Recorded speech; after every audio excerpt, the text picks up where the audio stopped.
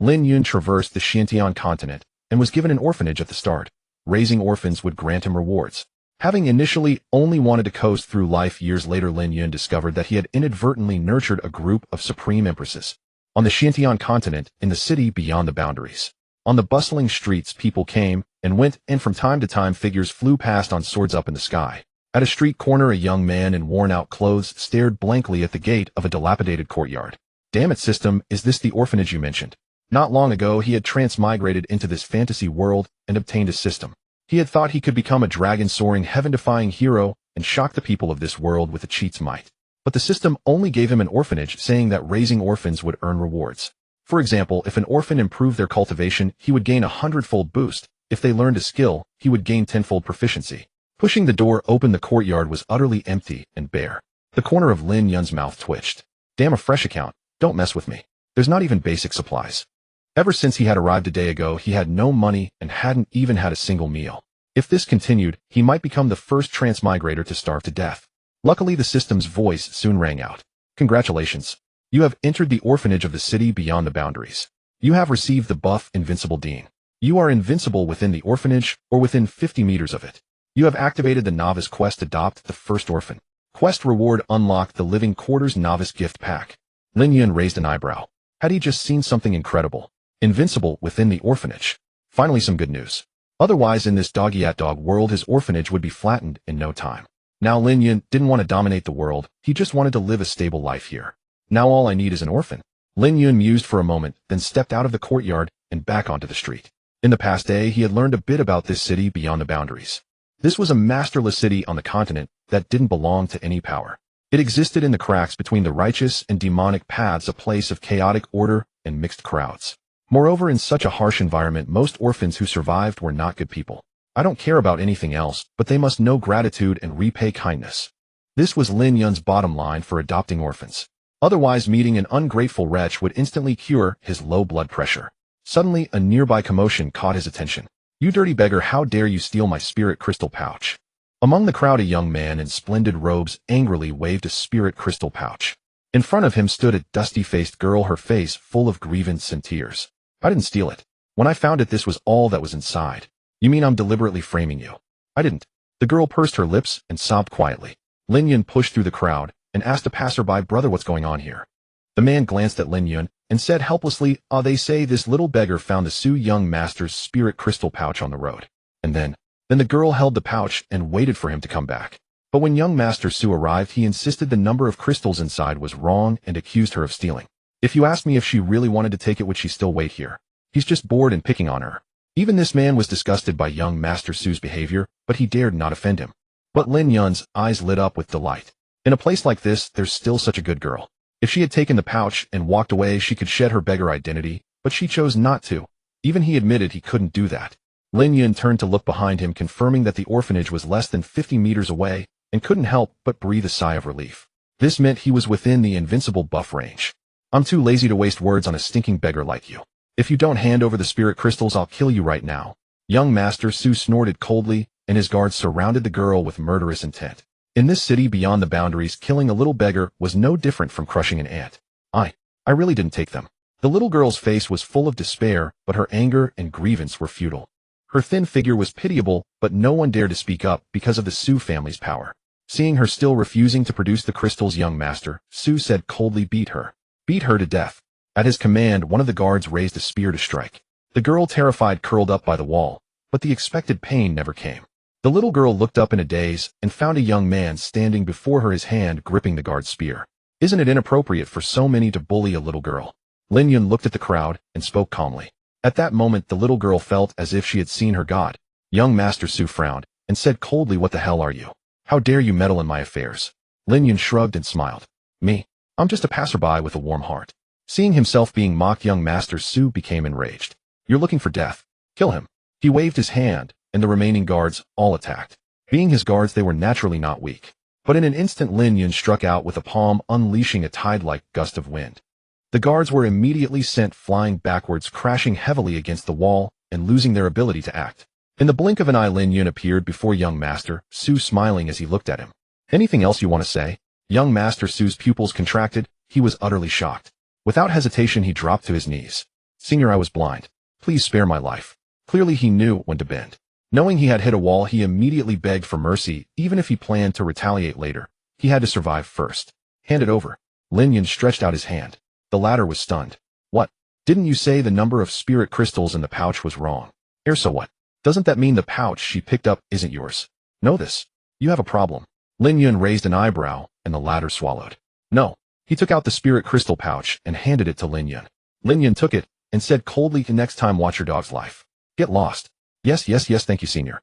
The young Master Su, as if granted a pardon, fled, without looking back, his guards trailing behind. Then Lin Yun glanced at the onlookers. All right, all of you disperse. Remembering Lin Yun's terrifying strength, no one dared to linger. They scattered like birds and beasts. At last Lin Yun came to the girl's side and asked with a smile, little sister, are you all right? The girl looked up at him timidly. I'm fine. Thank you, Senior. Lin Yun studied her seriously and said, little sister, I have a few questions and you must answer truthfully. The little girl tilted her head. What questions? Are both your father and mother dead? As soon as he said it, Lin Yun felt it came out wrong and coughed lightly. Don't misunderstand, I wasn't cursing. Hearing this, the girl pursed her lips and said they were both killed. Do you have any other family? They were all killed. Lin Yun raised an eyebrow and nodded. All killed, that's good. The girl, she wondered, are you polite? Then Lin Yun explained, well, I run an orphanage in the city specifically for orphans like you. I can give you food and help you cultivate. Are you interested? Hearing this, the girl's eyes lit up, but then dimmed. I'm afraid I'll cause you trouble, Senior. Don't worry. You saw my strength. No trouble is trouble. Well, the girl hesitated, but thinking about cultivating and getting stronger, perhaps having a chance to avenge her family, she bit her lip and said, I'll join. Lin Yun sighed with relief, then asked, then what is your name? The girl was silent for a moment, then said softly, my name is Bai Xiaoxue. A beautiful name. Lin Yun smiled warmly and extended his hand. Then welcomed Xiaoxue as the first child of the Boundary Orphanage. After Bai Xiaoxue agreed, the system's voice also echoed in Lin Yun's mind. Congratulations. You have completed the novice quest. The Life Pavilion has been unlocked for you. Congratulations on opening the novice gift pack. You have obtained 3 talents that can be granted to orphans. Innate sword body sword cultivation speed increases by 999 times. Innate demon body cultivating any demonic arts without suffering side effects. Innate dragon blood grants the bloodline of the dragon god. Tip must be granted through the method of transmission. After the orphan obtains it, the host will also gain the same bonus. Upon hearing the system's explanation, Lin Yun gasped. Damn, this novice reward is so generous. Although he didn't know much about this world's cultivation system, just that 999 times cultivation speed meant 1 day of training equaled nearly 3 years for others. This is way too overpowered. Senior, what are you smiling about? Bai Xiaoxue beside him looked confused. Nothing, just thought of something happy. Lin Yun snapped back to reality, looked at Bai Xiaoxue's tattered clothes, and said with a smile, come on, let's go get something to eat first, and buy you some clothes while we're at it. Bai Xiaoxue was still a bit shy and nodded cautiously. Thank you, Senior. Don't call me Senior. Then what should I call you? Call me Dean. All right, Dean Senior. Lin Yun felt helpless. This little girl was doing this on purpose, wasn't she? After that, he took Bai Xiaoxue to eat in the city. Neither of them had eaten for a long time, and they wolfed down a hearty meal. Then they went to a tailor shop and picked out some new clothes for her. After finishing up, he planned to take Bai Xiaoxue back to the orphanage. Suddenly the sky rumbled with thunder, shaking heaven and earth. Lin Yun looked up and saw a powerful sword cultivator flying across the sky on his sword, leaving thunder and lightning in his wake, an awe-inspiring spectacle. Showing off like that, aren't you afraid of getting struck by lightning? Lin Yun muttered, turning to look at Bai Xiaoxue, who was still staring at the passing sword cultivator, seemingly lost in thought. Seeing this, Lin Yun couldn't help but ask, Xiaoxue, do you like sword cultivators? Bai Xiaoxue snapped back to reality and nodded softly. I like them. Do you want to become a sword cultivator? Of course I do, but... Mentioning this, Bai Xiaoxue's face darkened, and she lowered her head. My cultivation talent is terrible. I can't possibly become a qualified sword cultivator. Talent isn't the problem. As long as you want it, I can make you a sword cultivator. At these words, Bai Xiaoxue raised her head in surprise. Really? Of course. I can even make you the greatest sword cultivator in this city, even in this continent. Lin Yun was resolute, showing no sign of lying. Bai Xiaoxue was astonished, then couldn't help asking, but why are you helping me? And being so kind to me? Not only taking her in, but also feeding her, buying her clothes, and even teaching her cultivation. Lin Yun was treating her far too well. Lin Yun smiled lightly. Reason? You'll know in the future. The future? Bai Xiaoxue bit her lip, seemed to think of something, but didn't say it out loud. Clearly, despite her young age and innocence, she had a very active imagination. Meanwhile, 2 passers-by were chatting nearby. The one who just passed by was probably Thunderclap Sword King from the Zhao family of Songlong City, right? Judging by the commotion, it's him. He might be searching for the Bai family's orphan. You mean the Bai family of Misty Mountain, which was almost wiped out by the Zhao family a few years ago? Alas, yes. A whole mansion of thousands was slaughtered, only one little girl escaped. It said it was because of an ancient relic she happened to pick up and bring home. Tisk, what a tragedy. After they walked away, Bai Xiaoxue was still standing there, head down, fists. Lin Yun noticed drops of water hitting the ground. He immediately understood much, but didn't console her right away. Instead, he took her hand and said, "Come on, let's go home." The Boundary Orphanage. As soon as Lin Yun returned, he found a large building had appeared out of nowhere on the empty ground. Above the door hung a sign, Life Pavilion. Entering, he saw a complete set of living facilities. For example, a separate bedroom, with even quilts provided. Everything was fully equipped, kitchen, hot spring, and more. A honest stop service. Not bad. Lin Yun was very satisfied. He glanced at the tense Bai Xiaoxue beside him and smiled. "Xiaoxue, don't be too nervous. From now on, this is your new home." "Got it, Dean." Despite her words, Bai Xiaoxue still looked around nervously. After all, it was normal to be uncomfortable in a strange environment. Lin Yun didn't mind looking at her grimy, dirty appearance and said, "Xiaoxue, go wash up first, change your clothes, then come find me in this room." Lin Yun smiled at her.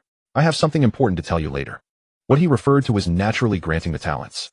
But to Bai Xiaoxue's ears the meaning twisted. I understand. Wash, clean, change new clothes, go to his room. He has something to say. But since things had come to this, she had no choice. She went to bathe. Alas, what a pitiful girl. Lin Yun watched her thin back and sighed softly. From her words about her background and her reaction to the passers-by's gossip, she must be the sole survivor of the Bai family from Misty Mountain. He wondered what kind of ancient relic could have brought her family such a catastrophic disaster. After much thought, he decided not to ask for now.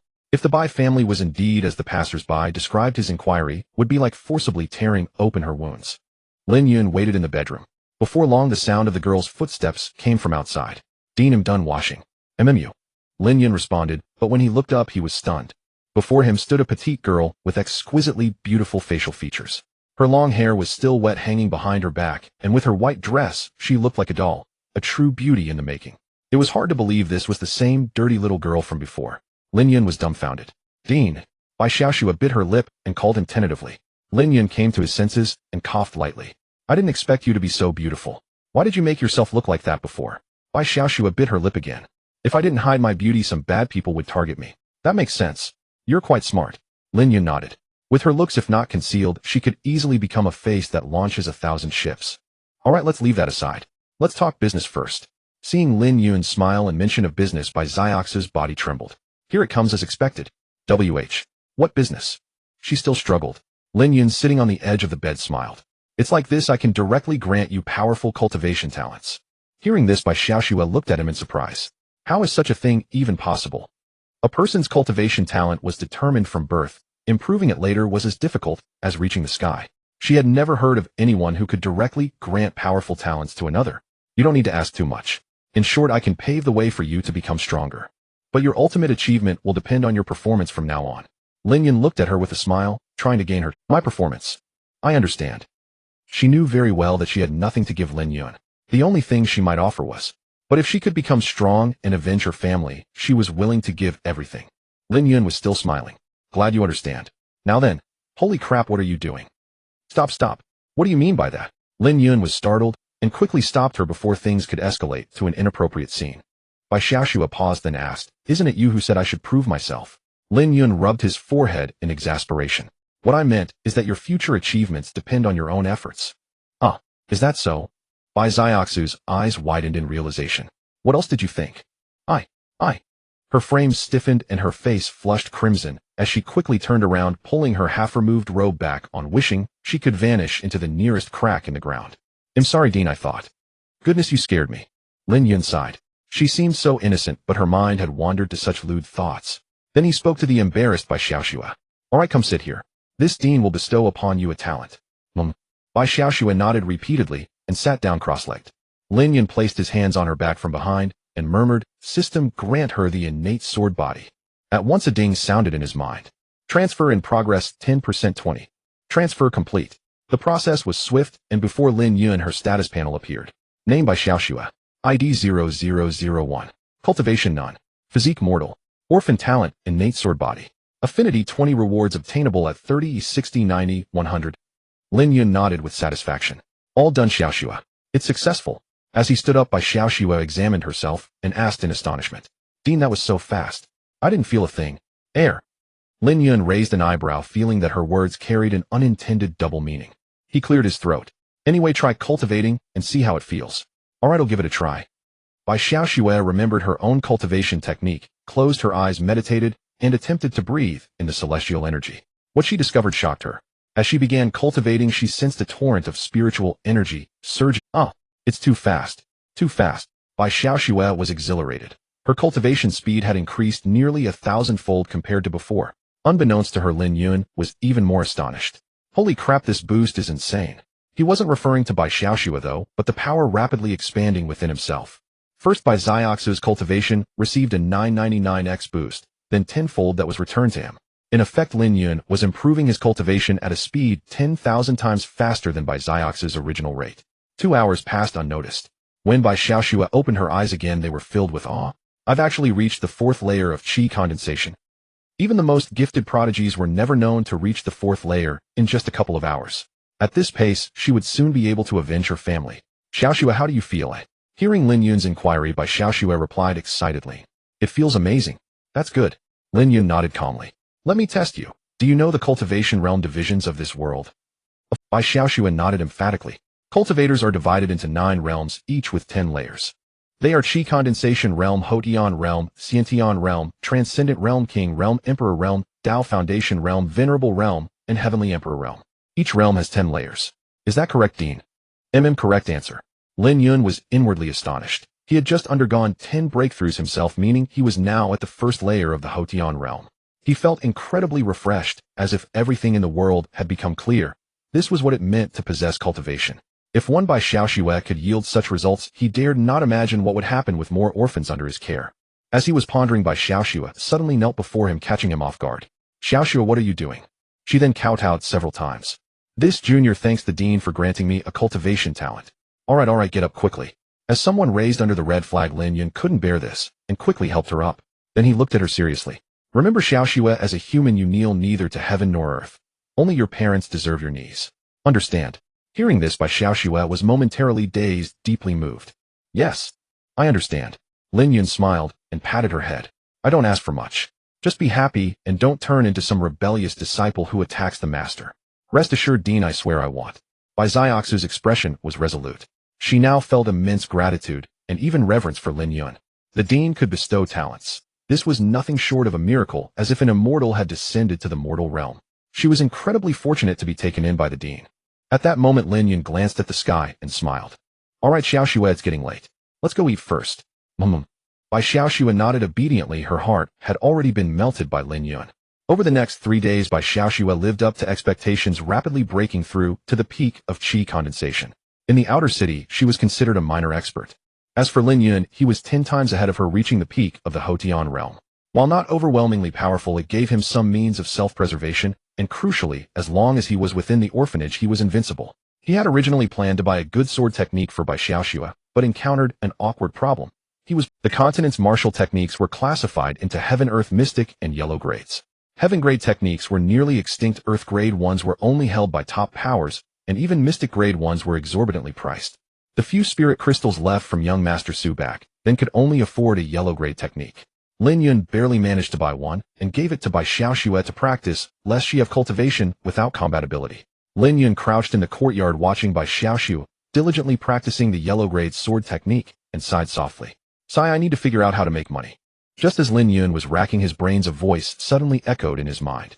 You have triggered the recruitment task. Recruit the second orphan. Task reward: unlock the Heavenly Tao Academy and receive the basic martial arts gift pack. Hearing this, Lin Yun's eyes lit up. Wasn't this a pillow offered just when he was sleepy? But soon a new headache arose. Come to think of it, where am I supposed to find this second orphan? In Canglong City, the Zhao family meeting hall. Seated at the head, patriarch Zhao Wanfeng slowly opened his eyes, gazing at the man reporting below. Are you saying you found traces of the Bai family's remnant? That's right, in the outer city. Zhao Wanfeng let out a cold laugh. Clever hiding over there. Patriarch, shall we? Right now, various forces are heading to the outer city. It will soon become the eye of the... Zhao Wanfeng pondered for a moment, then issued an order. Use the communication talisman to notify Lei Ming. Have him go to the outer city and eliminate that girl without delay, lest delays breed change. As the saying goes, cut the weeds and dig up the roots. Even if she were worthless, she had to be eliminated, for who knew if she would one day encounter a great fortune and rise. Understood, I'll see to it immediately. Outside the city beyond the realm, there stands a unique and named Heaven on Earth. Inside the heavenly sweet thunderclap, Sword Emperor was bathing while enjoying the massage from a bowtie's delicate fingers behind him. Soon after, just as he was about to display his prowess, a talisman flew in through the window and floated before him. The remnants of the Bai family are in the city beyond the realm. Senior, go and slay them quickly, and you will be rewarded with 1,000 spirit crystals. Thunderclap, Sword Emperor frowned. How annoying. I have to work overtime even on my day off. The woman behind him asked reluctantly. Senior, should I cancel the supreme overnight health and wellness package you ordered? Thunderclap, Sword Emperor furrowed his brows for a moment, then laughed. Forget it. Killing a mere waste doesn't require my personal intervention. With that, he took out a communication talisman and sent it off. Then he turned around, grinning slyly at Bai Xiaoxue. Little vixen, today I shall thoroughly explore you. Inside the city beyond the realm, at a certain tea house, a woman in blue robes knelt on a cushion, her demeanor ethereal, carefully brewing tea. Before long, a communication talisman flew in from afar. The remnants of the Bai family are in the city. Find and kill them for me. The usual price, 100 spirit crystals. Attached to the communication talisman was a portrait of Bai Xiaoxue. This old bastard giving me such a small job again. Considering she was the esteemed Jadeite Sword King, the king of assassins in the city beyond the realm, this amount of money was utterly chicken ribs. Barely worth it, unless it was 10 times more. Besides, she had a little girl to find. Without a second thought, she took out a communication talisman and sent it off. Soon after, at a local gang organization in the city, the leader looked dejected, staring at the communication talisman before him. The remnants of the Bai family are in the city. Help me kill them, and I'll give you 10 spirit crystals afterwards. This is way too stingy. The leader's mouth twitched, but considering the sender's identity, he dared not refuse. Suddenly, inspiration struck. He had an idea. Inside the Beyond Realm Orphanage, Bai Xiaoxue, holding a cheap iron sword, was practicing swordsmanship meticulously, sweating profusely. Ever since she was able to cultivate, aside from doing chores and cooking, she spent almost all her time practicing swordsmanship. Truly diligent. Coupled with a 999-fold amplification, Bai Xiaoxue's swordsmanship was absolutely unbeatable at the chi condensation stage. Alright Xiaoxue, take a break. Lin Yun walked over from a distance and handed her a dry towel. Look at you, drenched in sweat. Practicing swordsmanship is good, but don't exhaust yourself. Bai Xiaoxue sheathed her long sword and said with firm determination, It's fine. I want to become stronger faster so I can protect myself and not burden you, headmaster. She did not mention revenge, mainly because she didn't want to involve the headmaster. See, there you go again. Lin Yun patted her head and said softly, Once you're here, we're family. Don't talk about being a burden. From him, Bai Xiaoxue felt a warmth like that of family. Her resolve strengthened. She would become stronger soon and repay the headmaster in the future. Bai Xiaoxue picked up the towel, wiped her sweat, and smiled. By the way, headmaster, we're out of groceries. They'll go buy some later. Ever since she joined, she had taken over all the chores and cooking, almost turning Lin Yun into a useless person. Lin Yun understood that she wanted to repay him, so he let her do as she pleased. Sure, but remember to change your clothes before going out. Bai Xiaoxue was startled and asked puzzledly, Change clothes? Why? Lin Yun coughed lightly and pointed at her. Huh. Bai Xiaoxue paused, looked down, and instantly froze. She let out a shriek and quickly covered herself with her hands. When she looked back at Lin Yun, her face was crimson. Headmaster, why didn't you tell me sooner? Lin Yun said helplessly, I thought you knew yourself. Bai Xiaoxue, blushing, ran away as if fleeing. But after running a short distance as if feeling aggrieved, she turned back with a mix of shame and anger. Headmaster, you big jerk. After thinking for a while, that was all she could come up with. Then she trotted away, which actually looked a bit cute. Lin Yun didn't know whether to laugh or cry. This little girl truly was a proper lady. Her insulting power needed to be lowered for quality. But come to think of it, Bai Xiaoxue was not old, yet she had already developed. They'll have to take her to buy some undergarments in a couple of days. After all, as she grew older, many things needed to be prepared. But right now, Lin Yun had a more important and extremely troublesome matter: the choice of the second orphan. Lately, he had been strolling around the city and had seen many orphans, but most were little rascals not suitable to take in. If he took them in, they might cause him no end of trouble. Sigh heavens, can't you just drop one down from the sky? Lin Yun sighed, thinking he'd take another look and if necessary lower his standards a bit. But even if he lowered them, at least the requirement of a kind heart was absolutely non-negotiable to avoid future situations that would give him low blood pressure. Bai Xiaoxue took a bath, changed into a new dress, and then went out carrying a basket. When she reached a secluded area, Bai Xiaoxue suddenly frowned, as if sensing something. Someone is following me. She could faintly sense several weak auras secretly trailing her, though they seemed to pose no threat to her. Bai Xiaoxue immediately became alert. Could it be the Zhao family's people? But strangely the followers were too weak, nothing like what the Zhao family would send. Could it be a decoy? After all, if the Zhao family had sent people, they couldn't be this weak. Although the Zhao family was not a superpower, they still had their own territory on the continent. They wouldn't send such weaklings to hunt her down. Meanwhile, the three figures following her were secretly rejoicing. The little girl our boss mentioned must be her. Haha, we three trainee assassins can finally get promoted. Great, and killing an unremarkable little girl is simply too easy.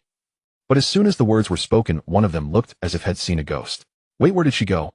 They then realized that the girl who had been in their sight just moments ago had vanished without a trace. How is that possible? She was right there. Just as the three were stunned, a youthful, yet cold female voice sounded like a ghost behind them. You three, are you looking for me? The three suddenly turned their heads and saw the little girl they had targeted standing in front of them holding a long sword. Bai Xiaoxue ignored them, pointing her sword at them coldly. Who sent you here? The three exchanged glances, their reactions swift, and one of them immediately scoffed. Let's attack together. 3 against 1, we have the advantage. As soon as the words fell, the three unleashed their profound energy, each summoning their weapons and charging at Bai Xiaoxue. Seeing this, Bai Xiaoxue snorted coldly and dashed forward with her sword. Spirit Light Sword Technique. The intense practice over the past few days had greatly improved her swordsmanship, making her virtually invincible below the acquired realm. One of them didn't even react before being struck down by the sudden sword shadow. This is peak chi condensation. The remaining two's pupils constricted, a 13 or 14-year-old at peak chi condensation. What kind of monster is this? What happened to not having any cultivation? This level of strength could definitely be considered a top talent among the major sects. The two of them cursed the ancestors of their leader thoroughly. Damn it, this hurts, let's run. The two turned to flee, but Bai Xiaoxue would not let them succeed. Her delicate figure dashed out like a swift wind, slashing down another person with her sword. The last fleeing person also had his legs severed and fell to the ground, wailing in agony. Little sister, spare me. Spare me. Bai Xiaoxue approached, her small face cold as ice, completely different from her shy demeanor in front of Lin Yun. Why did you come to kill me? Feeling Bai Xiaoxue's killing intent, the assassin hurriedly explained. It wasn't me. I'm an intern assassin from the Bloodsword Tower sent by the leader. We were told that killing you would allow us to become full members. Your leader? Does he know me? I don't know, I'm just responsible for completing the mission and don't know much. After saying that, Bai Xiaoxue turned around and killed the assassin.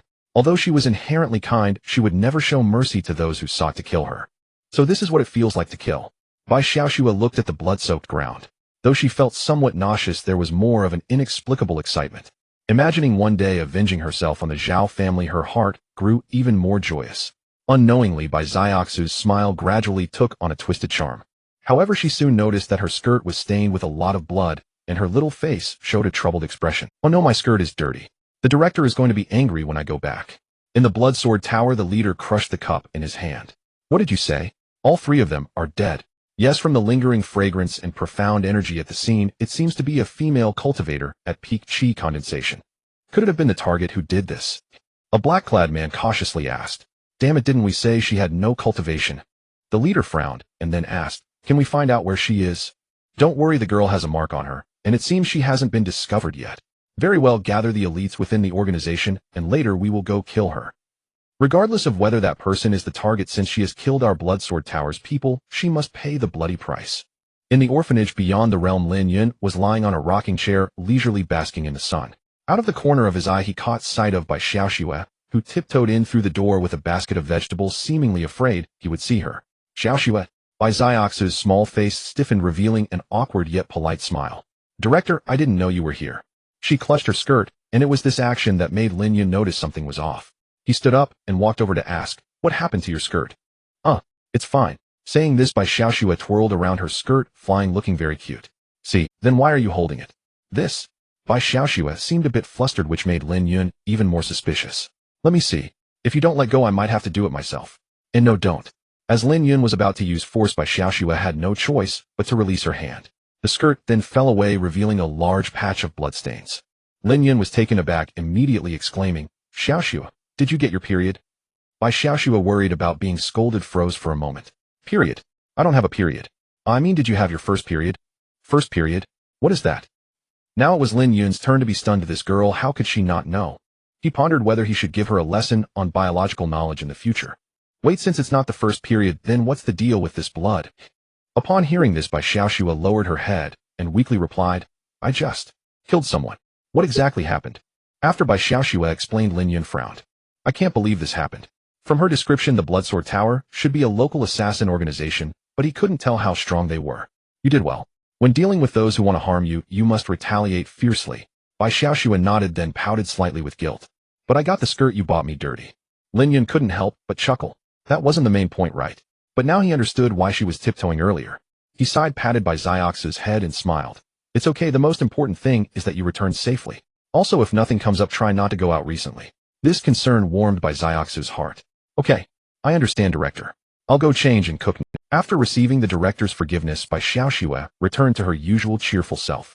By the way, Director, I thought of a new dish, shredded ginger stir-fried with shredded potatoes. I'll make it for you to taste later. After saying that, Bai Xiaoxue happily left. Only Lin Yun remained, the corner of his mouth twitching. Was this girl really not going to repay kindness with malice? However, aside from this, Lin Yun discovered something more important. Lin Yun looked down at the black energy in his palm. It was pulled down from Bai Xiaoxue's head and seemed to have a tracking function. Then he crushed the black energy, of fierce light flashing in his eyes. No matter who you are, if you're not afraid of death, come at me. He was invincible near the orphanage. Even if the strongest assassins came, he would not be afraid. As the day passed, the night fell over the city beyond the realm. By the time it was almost midnight, the once bustling streets were left with only the sounds of barking dogs and chirping insects. Lin Yun and Bai Xiaoxue lay on the rocking chairs in the yard, gazing at the bright moon, enjoying the gentle evening breeze. Suddenly, Lin Yun raised an eyebrow. So bold they actually came. Using his powerful perception, he quickly noticed suspicious figures outside the orphanage. He instructed Bai Xiaoxue, stay here and don't move, while I'll go check it out. Bai Xiaoxue was momentarily stunned, her expression quickly changing. Could it be that the Bloodsword Tower people have come? Meanwhile, Lin Yun had concealed his aura and quietly left the orphanage, revealing a strange expression at the scene before him. Instead of the anticipated assassins, there were a man and a woman in black shadows vigorously digging a deep pit under a tree near the orphanage. Beside them lay a large box on the ground filled with who knows what. They had not noticed Lin Yun continuing to move faster. Hurry up and bury the box. Hurry, hurry, hurry. My shovel is about to spark. What can we do? If someone finds out, we'll lose everything we worked for. It's clever of you to think of burying this girl. That way we won't have to worry about being exposed. This is great wisdom. Later we can bring that big shot to retrieve it. Soon after, the two dug out a deep pit, tossed the box into it, and then restored the soil to its original state. Finally finished. This wave will bring us riches and honor. Stop with such ominous words. Let's retreat quickly to avoid being caught. After that, the man and woman swiftly left. They had no idea that Lin Yun had witnessed the entire scene live. Only after the two had gone far away did Lin Yun approach the big tree, a thoughtful expression on his face. These guys don't look like good people. Listening to their words, did they hide a girl, or perhaps a corpse below? Just as Lin Yun was considering whether to dig it out for a look, several figures suddenly emerged from the surrounding darkness and encircled him. One of the black-clad men directly questioned Lin Yun coldly. Kid, do you know the people in this orphanage? Lin Yun instantly understood that the assassin organization had come for him. Immediately a smile spread across his face. This place. I know it all too well. Around him stood 9 black-clad men, all masked with swords and blades in hand, as if afraid no one would recognize them as villains. The black-clad leader scrutinized Lin Yun, noting his low cultivation at the Xuantian level, and asked coldly, who are you? Me. I'm the director of this orphanage. Hearing this, the black-clad leader felt a surge of joy and immediately inquired, do you mean that little girl who uses a sword is under your care? This description further confirmed Lin Yun's suspicions about their origins. He nodded and said, that's right, she's inside. Do you have business with her? The black-clad leader gave a cold laugh. That's none of your concern. We have some trivial matters to discuss with her. Lin Yun glanced at the orphanage gate, now about 50 meters away. After a moment's thought, he smiled. How about I lead you inside to find her? This overly friendly attitude caught the assassins off guard, making them wonder if an ambush awaited. The black-clad leader reasoned that the director was merely a Xuantian cultivator, hardly capable of causing trouble, so he nodded. Then I'll trouble you, director, to lead the way. He thought the director was quite sensible. After dealing with the little girl, he could grant him a quick death. To be safe, he left one man behind to keep watch. Meanwhile, they followed Lin Yun step by step toward the gate. 100 meters, 80 meters, 50 meters, 30 meters. Just 10 meters from the gate, Lin Yun suddenly stopped and turned to face them with a smile. Everyone, I think we'll stop here. At this, the black-clad leader's expression darkened. Kid, are you mocking us? As his words fell, the remaining 7 assassins closed in, their murderous intent fixed on Lin Yun. They awaited only the leader's command to rush forward and tear him apart. Lin Yun, however, only laughed. How could I? Mocking you never crossed my mind. He lifted the corner of his mouth, revealing a sinister smile. I'm planning to kill you all. Kill us all. You pretentious fool. The black-clad leader snorted coldly and waved his hand toward the others. Chop him up for me. Yes, chief. Several of them responded in unison, channeling their Xian Qi and brandishing their weapons at Lin Yun. Seeking death. Lin Yun raised an eyebrow and casually snapped his fingers. Boom, boom, boom. 7 muffled thuds followed. The 7 assassins who had moved to attack were struck in the chest by an unseen force, instantly killed. The black-clad leader watched in horror. These men were all peak Xuantian cultivators, the elites of the Bloodsword Pavilion. He didn't even know what had happened before they were annihilated. Swallowing hard, the black-clad leader trembled and asked Lin Yun, "Who in the world are you?" Lin Yun replied calmly, "Didn't I tell you? I'm the director of this orphanage." He walked straight up to the black-clad leader, smiling at him. "From what I heard earlier, are you the chief of the Bloodsword Pavilion?" The black-clad leader stumbled back half a step, nodding frantically. "Yes, it's me. Senior, answer me, who ordered you to kill that girl? If I tell the truth, can I trade it for my life? That depends on my mood." Seeing an opportunity, the black-clad leader's heart leaped with joy. He immediately betrayed his superior. "To tell you, Senior, it's the Emerald Sword King. They often assign tasks to our Bloodsword Pavilion, and they pay next to nothing." The resentment in his voice was palpable as he finished. "Emerald Sword King? Who is that?" The black-clad leader quickly explained, "That person is the famous king of assassins in the city beyond the realm." Lin Yun raised an eyebrow. How could Xiaoxue have offended someone like that? But soon a thought occurred to him, and he asked, "Where does the Emerald Sword King come from? Is it related to the Zhao family?" "You are wise, Senior." The black-clad leader nodded repeatedly. "They say she is from the first demon sect, the Heavenly Demon Palace. But in recent years, she seems to have formed an alliance with the Thunder Sound Sword Emperor. If I must say, it could be considered related to the Zhao family." Well, now everything made sense. It seemed the Zhao family knew Bai Xiaoxue was in the city beyond the realm and had sent assassins. But Lin Yun had already decided to protect Bai Xiaoxue. Even if the Zhao family came in force, he would simply kill them all. At this moment, the black-clad leader ventured, "Senior, may I go now?" Lin Yun snapped back to the present and glanced at him. "Oh right, I almost forgot about you." With a flick of his finger, the black-clad leader's chest exploded. He stared at Lin Yun in disbelief. "Senior, you. Sorry, I'm in a terrible mood." As the leader, Lin Yun naturally wouldn't let him escape to cause trouble again. Besides, the man had likely killed countless innocents over the years. This was in a way justice. The black-clad leader collapsed in a pool of blood, staring at Lin Yun like a demon. With blood filling his mouth, he uttered his final words, "Emerald Sword King. Screw you." Then he breathed his last. Lin Yun looked up at the Bloodsword Pavilion assassin 100 meters away, who was watching in terror. This one was too far to reach, so he couldn't kill him. He decided to let him deliver a message. "Go back and tell the Emerald Sword King this girl is under my protection. Next time she should come herself, or bring the Thunder Sound Sword Emperor." The distant assassin, already terrified, felt a surge of relief at Lin Yun's words. "Thank you for sparing my life, Senior. I will deliver the message." With that, the assassin vanished, fleeing at the fastest speed he could muster. Lin Yun looked at the blood and corpses around him and couldn't help but take a deep breath. This is the cruel world of cultivation. A world where killing erupts at the slightest disagreement. A true society of survival where it's either your death or mine. Bai Xiaoxue had watched the entire scene from the wall. She came to Lin Yun's side and bit her lip. "Director, I've caused you trouble again." Lin Yun smiled. "It's nothing. Just a few small fries." But what about the Thunder Sound Sword Emperor and the Zhao family? That was her greatest worry. With the Zhao family's power, she feared the orphanage would be dragged into her troubles. Lin Yun gave her reassurance. "Don't worry, Xiaoxue. You've seen your master's strength, haven't you? Even if the Thunder Sound Sword Emperor himself arrives, or the entire Zhao family, with me protecting you, they won't lay a finger on you." These bold words stirred ripples in Bai Xiaoxue's heart. "Thank you, Director." She had lost count of how many times she had said that. Bai Xiaoxue lunged at Lin Yun, intending to give him a loving hug, but ended up grabbing nothing but air. She froze and shot him a puzzled look. "Director, did you just step back? Impossible." "Oh." Bai Xiaoxue stared at him suspiciously, then lunged again, only to miss once more. "Director, you clearly stepped back." Bai Xiaoxue puffed out her cheeks in indignation. Thinking about what had happened during the day, she asked resentfully, "Director, do you dislike me?" "Of course not. How could I? Then why won't you hug me? You're a girl. It's not appropriate." The truth was, despite having wandered for a long time, the girl's figure had started to develop. She was almost of marriageable age by ancient standards. And Lin Yun, having been single for 2 lifetimes, found close physical contact to be quite a trial. Bai Xiaoxue looked at him, as if discovering a new world full of wonder.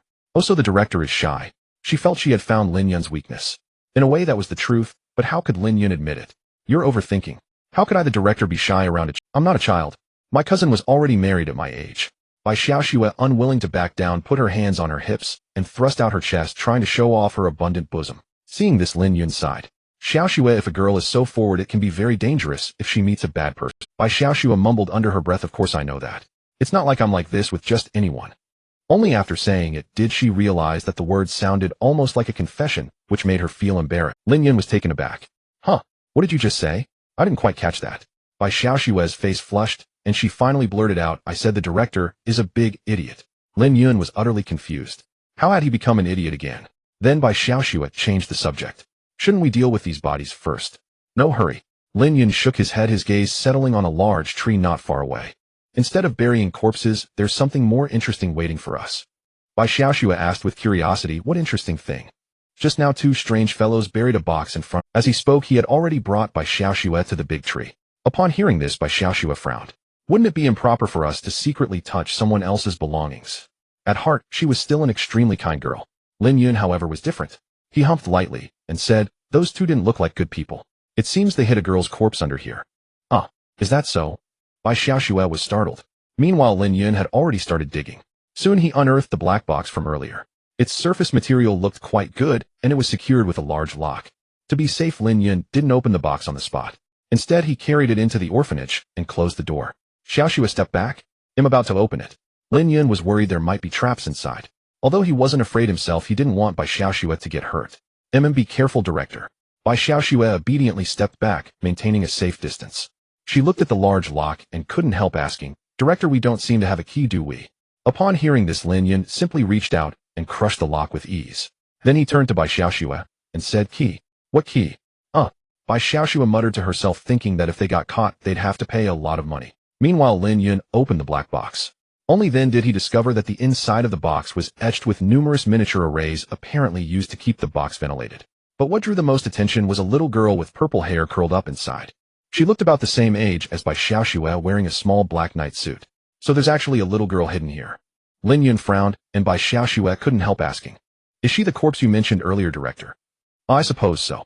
Just as they were talking, the purple-haired girl's eyelids twitched. Then she suddenly sat up and shouted sternly, Foul scoundrels, even if I die, I won't let you off. For a moment, 6 eyes met. The yard fell into dead silence. Bai Xiaoxue screamed, her face turning pale with fear, her voice trembling as she spoke. Director, Thigh's thing, it's coming back from the dead. In truth, Lin Yun was also startled. What the hell did this world have zombies too? Lin Yun shielded Bai Xiaoxue behind him and watched her warily. If you have a grudge, seek the right person. It wasn't us who killed you. If you want revenge, go after those 2. Their actions left the purple-haired girl stunned. What do you mean? Didn't you capture me? Who captured you? I don't even know you. Lin Yun raised an eyebrow. The more he looked, the more it seemed this girl was actually alive. Meanwhile, she stared at him with a vigilant expression. If you don't know me, then why am I here? Lin Yun replied truthfully. Not long ago, I saw 2 people bury this box underground. Out of curiosity, I dug it up, and there you were inside. After learning the truth, the purple-haired girl frowned. Looks like I fell for those 2's scheme after all. At this point, Lin Yun asked curiously, So you really aren't a ghost? Upon hearing this, the purple-haired girl looked at him and snorted. Of course not. Have you ever seen a ghost as cute as me? Relieved by the truth, Lin Yun turned helplessly to the one behind him. She said, She's not a ghost. You don't need to be afraid anymore, right? Bai Xiaoxue, hiding behind Lin Yun, was like a curious yet frightened kitten, only daring to poke half her head out. Seeing that the other was indeed human, she relaxed and asked the purple-haired girl, Then why were you locked in that box?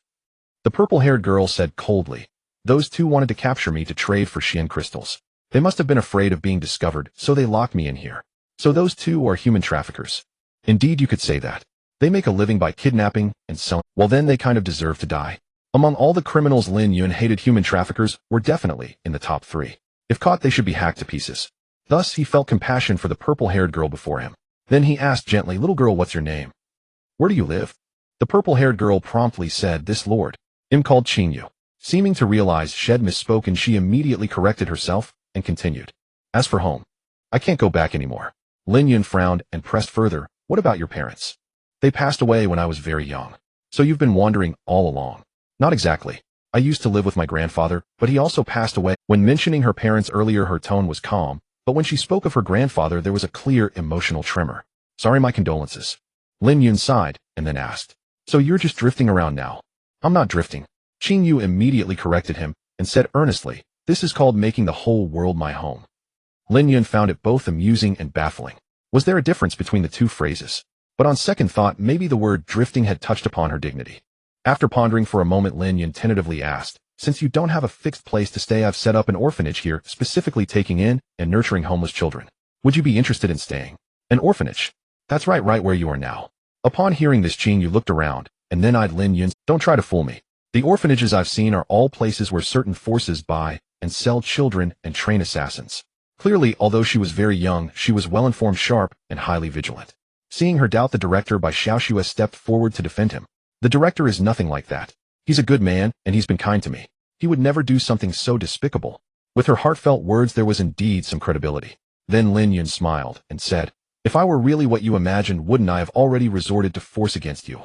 That's true. Qing Yu had to admit it made sense. In fact, she was indeed a bit tempted. For so long she had been hiding and fleeing, coming all the way to the outer city just to find a place to settle down. If she could settle down, that would indeed be a good thing. At this moment Lin Yun invited, so what do you think? Consider it. Qing Yu thought it over and said hesitantly, but want the traffickers who caught me come back. They are very powerful, and what if? Upon hearing that, Lin Yun, is that all? Just 2 human traffickers. If they dare to come knocking, I promise I won't kill them. So you're not bad, just a little bit powerful. Lin Yun smiled confidently. At least enough to protect both of you. Hearing that, Qing Yu felt somewhat reassured. If that's the case, then I'm willing to stay. Lin Yun nodded and smiled. Great. Welcome to the family of the Boundary Orphanage. At the same time, a system prompt sounded in his mind. Congratulations on completing the task, taking in the second orphan. You have received rewards: new building, Heavenly Dao Academy, basic martial arts gift pack. Please select an area within the orphanage and release the new building. With Qing Yu choosing to stay, Lin Yun could now access her information. Name Qing Yu. Number 0002. Cultivation Hotian 3rd layer. Physique Heaven grade. Orphan talent none. Affection 5. Upon seeing her cultivation and physique, Lin Yun was astonished. On this continent, physiques were classified into Heaven, Earth, Xian, and Mortal ranks, with Heaven grade being the most supreme. Even among the greatest powers, it was an absolute rarity, a true prodigy of Heaven. This little girl has been hiding it deep. Lin Yun speculated that Qing Yu's background was far from ordinary. Perhaps she was a descendant of some major power. He was all too familiar with this trope. And of course it also meant that if anything went wrong, it would be a huge mess. But since she had chosen to stay, she was now one of his own. Even if the heavens collapsed, he as the dean would kick them back. Though the process had been a bit twisty, the headcount of the Jiawai orphanage had finally increased by 1. It was only then that Lin Yun remembered something important. By the way, you 2 rest first. They'll go clean up outside. Qing Yu looked puzzled. It's so late, are you going to sweep? Well, not exactly. Half a minute later, outside the orphanage gate, Qing Yu stared at the blood pool and the several corpses lying in it, her expression turning odd. Dean, is this orphanage of ours a legitimate place? Just moments ago she was told he was a good person, and now he was cleaning up blood right at the doorstep. With so many corpses before her, Heaven knew what had happened earlier. Don't misunderstand, these were assassins who had... Lin Yun briefly recounted the cause. After listening, Qing Yu nodded. If that's the case, then killing them was indeed justified. Killing didn't bother her, even she had blood on her hands. Since you understand, why not help me move the bodies? After all, having these corpses blocking the entrance was a bit terrifying at night.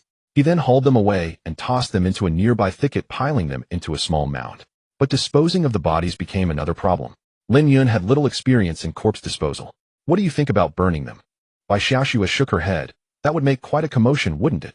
Setting a fire in the dead of night would inevitably draw attention, possibly even attracting a crowd of onlookers. Then everything would be exposed. Yeah, and it feels too cruel.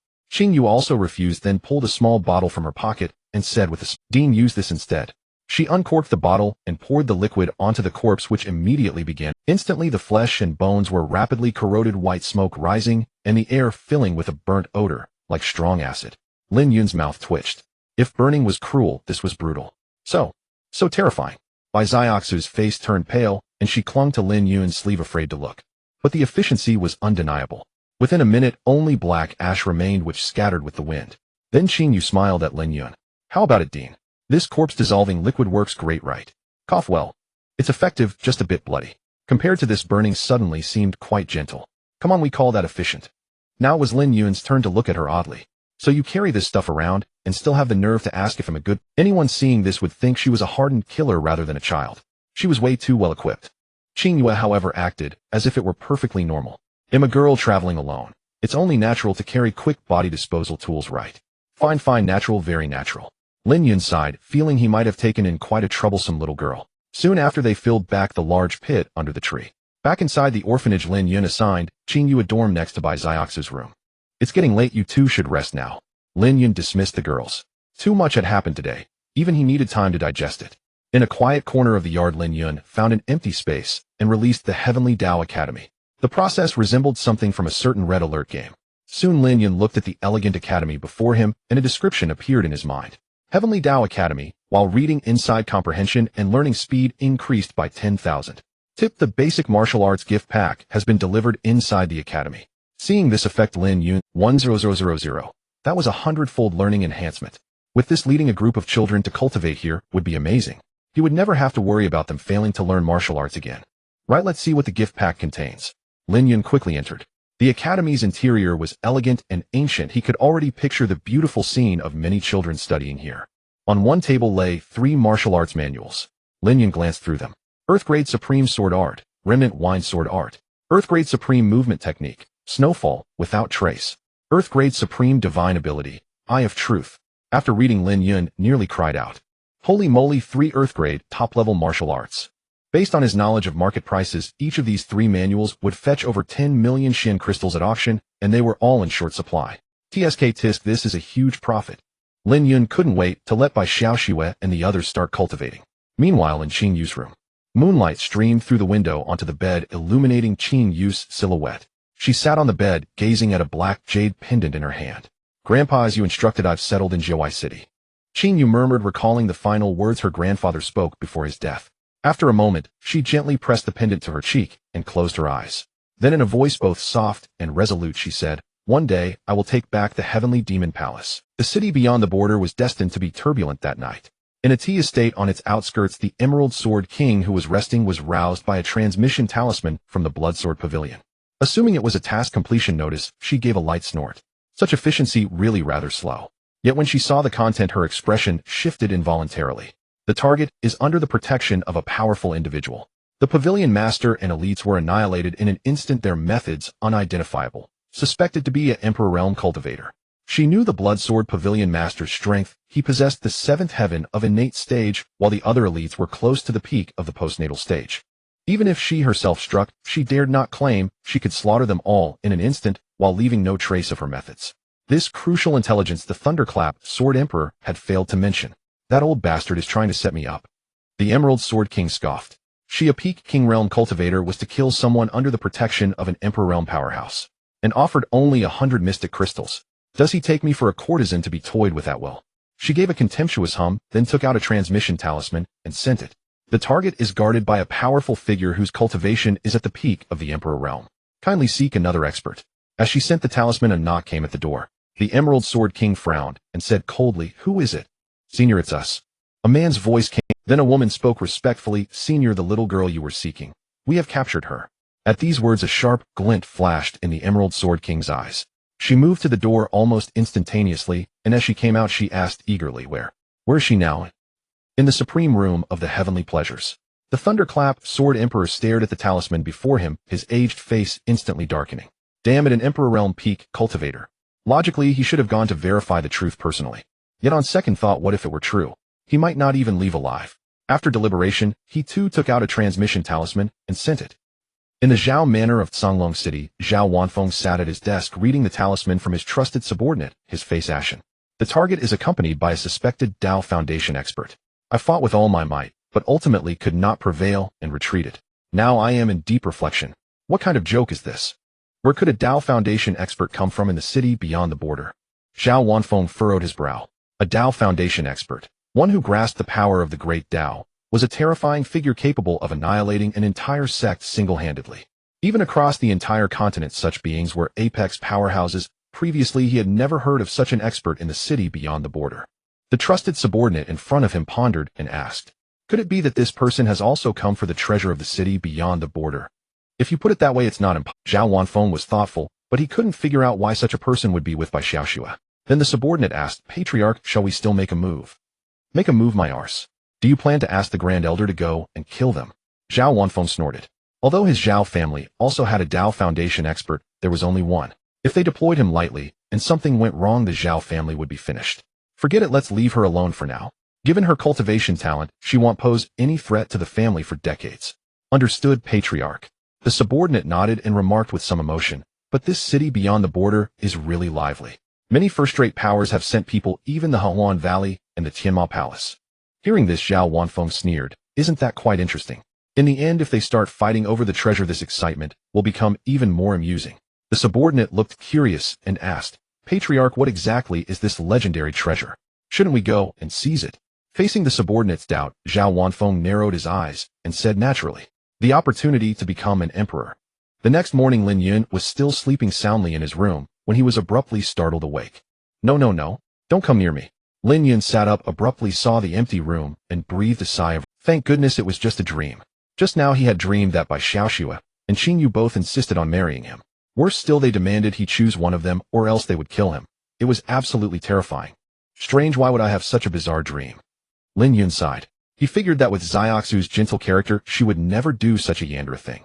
As for Qin Yu, she seemed almost misandrist. Lin Yun even suspected she might be into girls. As he mused, the system chimed. "You have received a nurturing mission. First, help Bai Xiaoxue comprehend the ultimate sword intent, pending. Second, help Qin Yu forge her life-bound demon artifact, pending.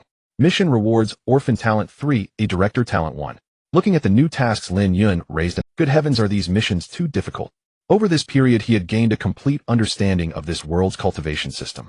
For instance, the ultimate sword intent could only be attained by sword cultivators who had truly entered the hall. Most recipients were Transcendent Realm or even King Realm sword cultivators. Yet Bai Xiaoxue had just reached the peak of qi condensation. If she could comprehend sword intent, it would practically make history. As for the life-bound demon artifact, it was the core item for demon cultivators. To condense one required a large amount of precious materials, which meant a significant number of mystic crystals. As for Lin Yun, his pockets were cleaner than his face. "So I'll have to find a way to make money in the future." He sighed. But wait, was Qin Yu actually a demon cultivator? In the common tales, demon cultivators were all bloodthirsty and cruel, but she didn't seem like that at all.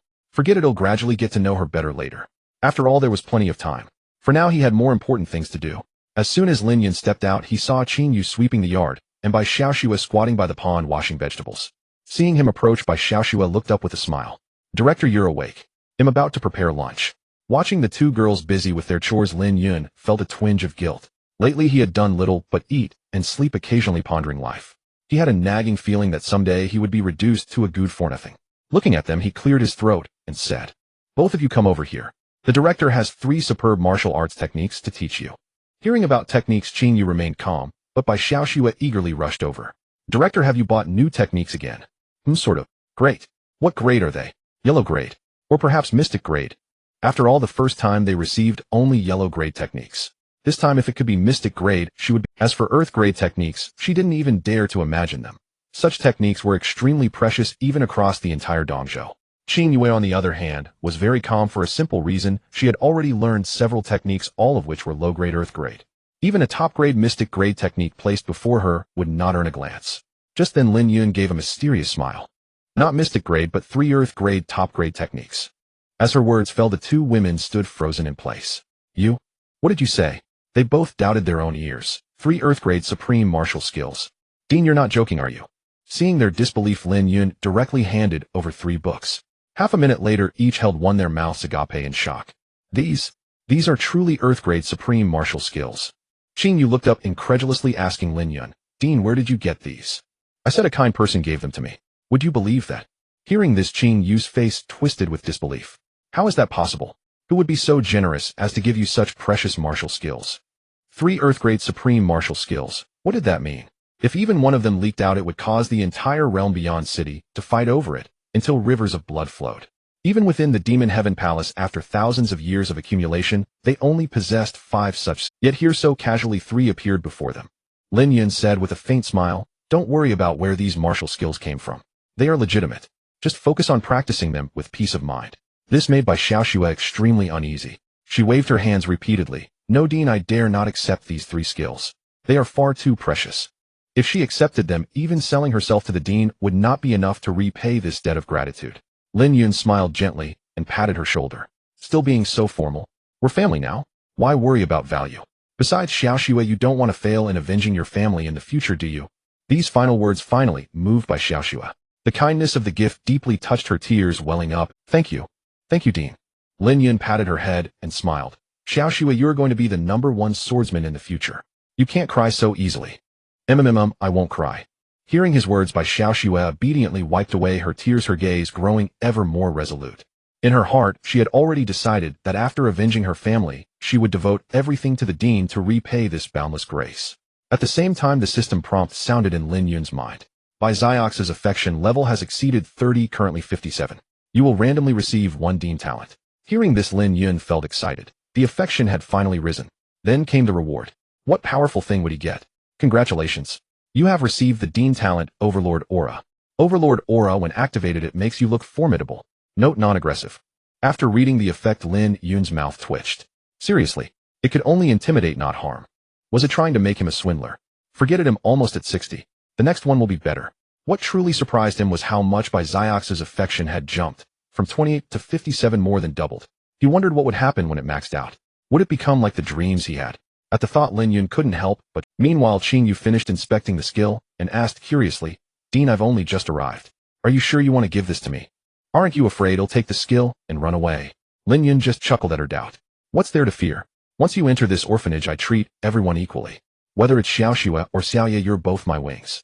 So I trust you. Lin Yun spread his arms like an angel. These gentle words warmed both women's hearts.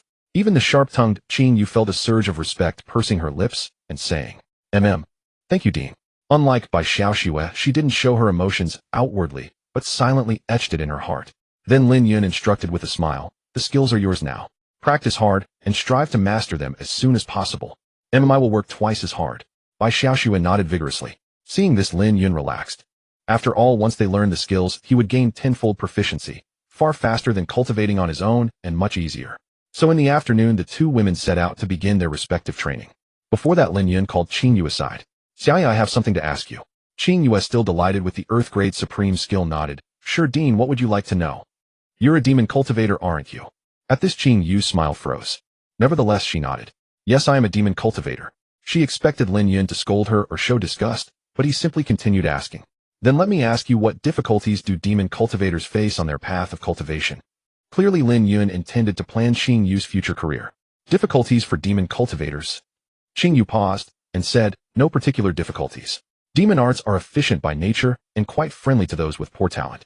Then, as if recalling something, she added, if there is one unsolvable problem, it's the unique flaw of demon cultivation. An unsolvable problem? How so? Qingyu pondered for a moment and explained, call it a problem, but it's more like a flaw in many powerful demon techniques. She organized her thoughts and elaborated for Lin Yun. Because demon arts are simple to practice and fast, they naturally have side effects. For example, the demon art I practice. If my cultivation advances too quickly, I can easily lose control of my power and fall in a chi deviation. Moreover, many demon martial skills and special abilities, though potent, usually come with severe side effects. Though she hated to admit it, the truth was that demon arts were fundamentally heretical. Countless demon cultivators had fallen into chi deviation and slaughtered everyone around them due to improper practice. But for many, they had no choice. I see. I understand. Lin Yun nodded. Now there was no doubt which of the remaining 2 orphan talents to give her. At this, Qingyu clenched her fists inside her sleeves. Dean, do you not despise me? Despise you? Because I'm a demon cultivator who practices demon arts. So what? A single sentence from Lin Yun left her stunned. Then he gazed at her and said seriously, I want you to understand, demon arts are not inherently wrong. What matters is how you use them and what you do with them. Even if someone cultivates the most vicious demon arts, as long as they punish evil and promote good, they can still be an admirable and respected demon cultivator. Xiaoye, do you understand? These words struck deep into Qingyu's heart, stirring ripples in her inner lake. Then she nodded. Senior is right. There are indeed many chivalrous demon cultivators. It's just. Qingyu cleared her throat. Those words, Dean, don't say them outside. Those righteous sects would burn you at the stake. Good heavens, are they that fierce? Of course. When it comes to ruthlessness, those sanctimonious fellows are no worse than us demon cultivators. Clearly in this world, the so-called righteous factions weren't as upright as they claimed. Lin Yun sighed and slapped his forehead. Wait, we're getting sidetracked. He almost forgot the main topic and asked, what if someone could ignore all side effects of demon arts? Then they would become utterly, overwhelmingly powerful. Qingyu affirmed, but quickly added. But sadly, no one can do that. Just as she finished, Lin Yun smiled. Is that so? But I can make you do it. A dozen minutes later, on the grass in the courtyard, Lin Yun and Qingyu sat on the grass. Just moments ago, he had bestowed the orphan's innate talent, the primordial demonic body, upon her. Then Lin Yun said with a smile, now try practicing the demonic arts again. Qingyu furrowed her brows. In truth, she hadn't felt any change in her body just now. But out of trust in the headmaster, she still attempted to meditate. The moment she did, she was immediately stunned. How is this possible? Originally, whenever she practiced demonic arts, baleful energy would accumulate in her body, leading to chi deviation, if not tempered. But now as she cultivated, there was no baleful energy at all. Lin Yun even boldly tried using several abilities with considerable side effects, yet she was completely unaffected. This left her incredulous, and she quickly asked Lin Yun, "Headmaster, how did you do it?" Hearing this, Lin Yun merely gave a mysterious smile. "Well, that's a secret of heaven. From now on, just focus on your cultivation." Lin Yun stared at him intently, and couldn't help saying, "I'm beginning to wonder, who exactly are you?" "I'm just an ordinary orphanage headmaster." Lin Yun smiled faintly. Naturally, he would not reveal anything about the system. Lin Yun pondered for a moment, and couldn't help asking, "Speaking of which, with your abilities, why would you open an orphanage in a place like this, say?" In her understanding, it would be perfectly reasonable for him to be a supreme elder in one of the major powers. Yet here he was running such a small orphanage, truly unfathomable. Lin Yun's answer was very straightforward. "You can think of it as my wish to give children like you who have nowhere else to go a home where you can grow up in peace." Upon hearing this, Lin Yun's gaze toward him shifted. "Headmaster, you really are a good person." "Of course, so stop always having persecution mania." Lin Yun smiled gently at her. In fact, even without the system, opening an orphanage had been his idea before his transmigration. After all, he had been an orphan since childhood and grew up in an orphanage, so this system fulfilled his long-cherished wish. Alright, let's not dwell on this. Lin Yun recalled the earlier mission and couldn't help asking, "I heard that all demon cultivators need to refine a life-bound demonic artifact. When do you plan to refine yours?" "That, I estimate, you'll need to reach the transcendent realm first." Lin Yun thought for a moment and let out, "After all, it's very expensive." If she were still at the Heavenly Demon Palace, she might have started preparing, but now relying on herself, it was out of the question in the short term. Although she could refine a lesser one, it wouldn't be very meaningful. What materials are needed? How expensive? Based on my talent, I need an 8th-tier demonic crystal, 50,000 mystic crystals, netherworld wood, 80,000 mystic crystals, extinction flower, 70,000 mystic crystals, and also... Stop, don't say any more. The more Lin Yun heard, the more his heart ached. In terms of purchasing power, 1 mystic crystal equaled 1,000 yuan, an astronomical price. Looks like raising children, well, even in a fantasy world, still requires money. Lin Yun sighed. Last night, after taking down so many assassins and looting their spoils, he had barely accumulated less than 5,000 mystic crystals. He wondered if there was any way to obtain a large sum of mystic crystals at once. Speaking of which, I heard there's a treasure in the city recently. If I could get my hands on it and exchange it for a lot of mystic crystals, that would be great. Of course, that was just wishful thinking. The city beyond the world was so vast. Even if there were a treasure, how could it easily fall into his hands? Forget it, I can't be bothered with these annoying matters. Lin Yun shook his head. Some things are better left to fate. As dusk fell, the golden afterglow cast its light upon the streets veiled in wisps of cooking smoke. Outside a certain trading firm, the Jadeite Sword King, dressed in a green gown, tossed the spatial ring in her hand to the two people before her. Inside are 150,000 mystic crystals. Count them yourselves and see if any are missing. The pair of black-clad man and woman eagerly caught the ring and laughed. "No need to count. We trust Lady Jadeite's reputation." Hearing this, the Jadeite Sword King snorted lightly. "Now can you take me to see the person? Let me make it clear first. If I find you've deceived me, or if the person is dead, I trust you know the consequences." Her tone was filled with murderous intent, sending a chill down their spines as they nodded repeatedly. "Rest assured, Senior, the target is definitely alive and kicking." "Good, let's go." The Jadeite Sword King shot a glance at the two. Originally, she had wanted to check last night, but these two insisted she gather the promised mystic crystals first, causing a delay of nearly a day. Soon the two led her to a large tree on a street corner. The black-clad man smiled and said, "Lady Jadeite, the little girl is right underneath." "You buried her alive?" "Of course not. We just sealed her in a natural crate. Remember, someone was chasing her. Quite clever. Now dig her up." "Sure thing." The black-clad man grinned, and together with his companion picked up shovels and started digging on the spot. 1 minute, 2 minutes, 3 minutes passed. The Jadeite Sword King frowned and asked, "Not done yet. How deep did you bury it?" "Almost there, just a bit more." The two kept digging, but the deeper they went, the faster their hearts pounded. Until they had dug a pit a full 3 meters deep, yet still saw nothing, cold sweat breaking out on their foreheads. "How is this possible? How can this be?" The black-clad man kept digging deeper, even widening the hole to ensure he hadn't mistaken the spot. The Jadeite Sword King's face gradually darkened. "Don't tell me you can't find it, or I swear this pit will become your burial ground." Yet a few minutes later, the black-clad pair had dug a massive pit 5 meters square, still no sign of the previously buried crate. The Jadeite Sword King's patience was exhausted. A jade-green longsword materialized in her hand, glinting coldly in the setting sun. "Do you two think it's amusing to toy with me, eh?" The chilling tone of the Jadeite Sword King made the two black-clad figures' legs go weak with fear. I swear, milady. We really did catch the person, lock them in a crate, and bury it right under this tree. Someone dug her out. The two hurriedly explained, terrified that any delay would mean death by her sword. That really would be digging their own graves. The Jadeite Sword King's brows furrowed slightly. Seeing their terrified expressions, they indeed didn't seem to be mocking her. Moreover, these two didn't have the guts to toy with her like that. Suddenly, she seemed to sense something and scanned her surroundings. A fresh and strong scent of blood. Before long, her gaze fell upon a distant courtyard, the outworld, and at the entrance of that courtyard a young man had somehow taken a seat. He had even brought a small stool, leisurely cracking sunflower seeds as he watched them dig. Perhaps it was a woman's sixth sense that compelled her to walk over and take a look at this orphanage beyond the border. The two in the pit also scrambled out and hurried after her, hoping for a turn of events. Upon reaching the entrance, the Jadeite Sword King cast a glance at the young man, and sensing that he was only at the Xuantian Peak, relaxed her vigilance. Young man, have you seen a chest around here? Or perhaps a little girl who looks like this? The Jadeite Sword King produced a piece of paper on which was unmistakably a portrait of Qing Yu. The person she approached was obviously Lin Yun.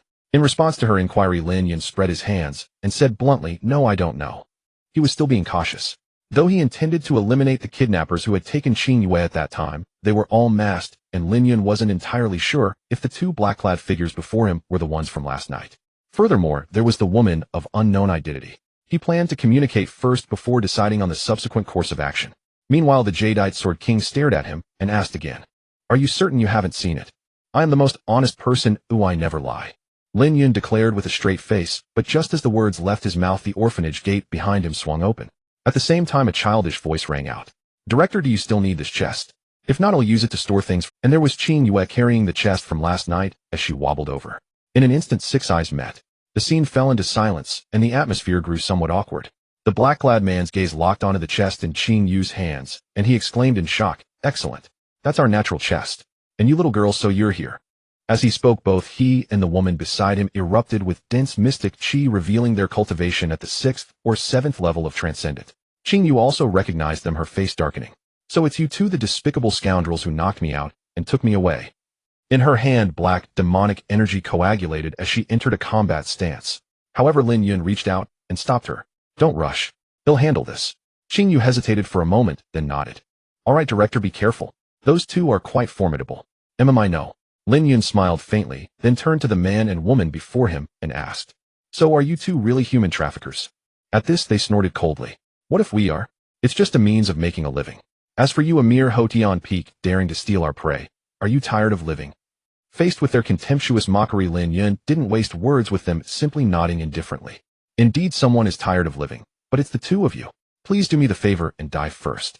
As the words fell, he raised his hand and gently snapped his fingers. With two soft thuds, both of them were pierced clean through, staring in disbelief at the bloody holes in their chests. They struggled to lift their heads and looked at Lin Yun in terror. How can this be? In your next life, remember not to do such heinous deeds." Lin Yun snorted coldly, then raised his hand and waved. The two were blasted away by an unseen force, slamming straight into a large tree 100 meters away before sliding down into the pit they had dug earlier. Watching this, Qing Yu was utterly stunned. "Director, you're this powerful. Of course, otherwise how could I claim to..." Lin Yun smiled gently. At that moment, the startled woman in the green dress couldn't help but ask, "Who exactly are you?" Hearing this, Lin Yun smiled faintly. "Me. Am naturally the director of this orphanage." His gaze fell upon the woman in green who stood before him in utter shock. "And you? Who are you? Are you an accomplice of theirs?" The Jadeite Sword King looked at his smile, and a flicker of fear stirred within her heart. What cultivation level was this man? Two cultivators nearing the peak of transcendent, extinguished in an instant, and even she hadn't seen how he struck. There was no doubt that the person before her was a terrifying being, far, far stronger than herself. Killing her would likely be no more difficult than dispatching the previous two. She quickly rose and bowed to Lin Yun.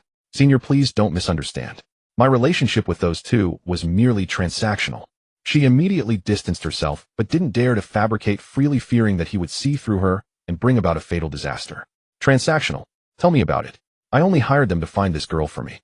And after finding her, Lin Yun raised an eyebrow and asked coldly, "Or could it be that you wanted to kill her too?" At these words, the Jadeite Sword King felt as if she had fallen into an ice cellar and hastily explained, No, I would never harm her. I wanted to protect her." "Is that so? Why should I believe you?" Faced with Lin Yun's interrogation, the Jadeite Sword King glanced at Qing Yu. "Xiao Yue of Sulan. Don't you remember me?" The sudden question made Qing Yu pause for a moment. "Sulan? The woman did look familiar, and the name was familiar too, but she couldn't quite place it. Sensing Lin Yun's increasingly hostile gaze, the Jadeite Sword King gritted her teeth and said, "Don't you remember? Back then I was ordered by the palace lord to stay by your side. And once when we went to bathe in the celestial pool, you little rascal stole all my clothes." Hearing this, Qin Yu finally reacted, her face lighting up with joy. "Sister Lanlin, it's you." She happily rushed forward and embraced her. "We haven't seen each other for so many years." "Yes, indeed, it's been many years." Xulan smiled at her and said with emotion, "I didn't expect you to have grown so big. And you've grown so beautiful. Of course, when it comes to beauty, I am the #1 in the world." Qin Yu wasn't modest at all, perhaps, because she was happy to see an old friend. Just then Lin Yun chuckled. "So the #1 beauty in the world has a habit of stealing other girls' clothes." Mentioning this, Qin Yu's face flushed. "I was young and foolish back then. I haven't done anything like that since I grew up." Who knows? Director, you're so annoying. That's what they call guilty conscience. Am not. Absolutely not. Their playful banter made Su Lan feel somewhat superfluous. She cleared her throat and said, "How about we discuss the main matter first?" In the orphanage's reception room, Lin Yun looked at Su Lan and asked with a frown, "Earlier you mentioned protection. Is Xiao Yu in danger now?" Previously he thought Xiao Yu's danger came from those 2 traffickers, but now it seemed otherwise. Hearing this, Su Lan was surprised. "Senior, don't you know?" As the words fell, both gazes fell upon Qin Yu. Qin Yu stepped forward and said to Lin Yun with great guilt, "I'm sorry, Dean. I've actually concealed many things about myself." Lin Yun wasn't surprised by this outcome, merely smiled and said, "Then now can you tell me?" Qin Yu nodded and began to tell Lin Yun her story. "Dean, you must know of the Tianma Palace. I've heard of it, the once foremost demon sect. This was mentioned by the assassin leader a few days ago, seemingly the origin of the Jadeite Sword King." Incidentally, Lin Yun didn't yet know that the very Jadeite Sword King was right before his eyes. At this moment, Qin Yu pursed her lips and said, "My grandfather is actually the lord of Tianma Palace, and I am its heir." "So formidable." Lin Yun was startled and asked, "Then why have you fallen to such a state?" Mentioning this, Qin Yu showed a sorrowful expression, clenched her fists, and said, "Because my grandfather was betrayed by his disciple who murdered him. Later, under the guise of protection, he placed me under house arrest, actually wanting to legitimately seize the palace lord's authority. Fortunately, a senior couldn't bear to watch and helped me escape from Tianma Palace."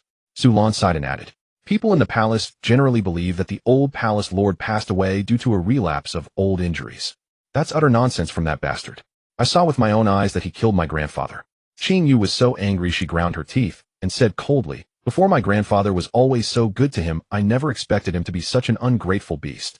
From her agitated tone, one could hear the extent of her inner fury. At this moment, Su Lan couldn't help asking, "I'm more curious, what exactly did you do before you left?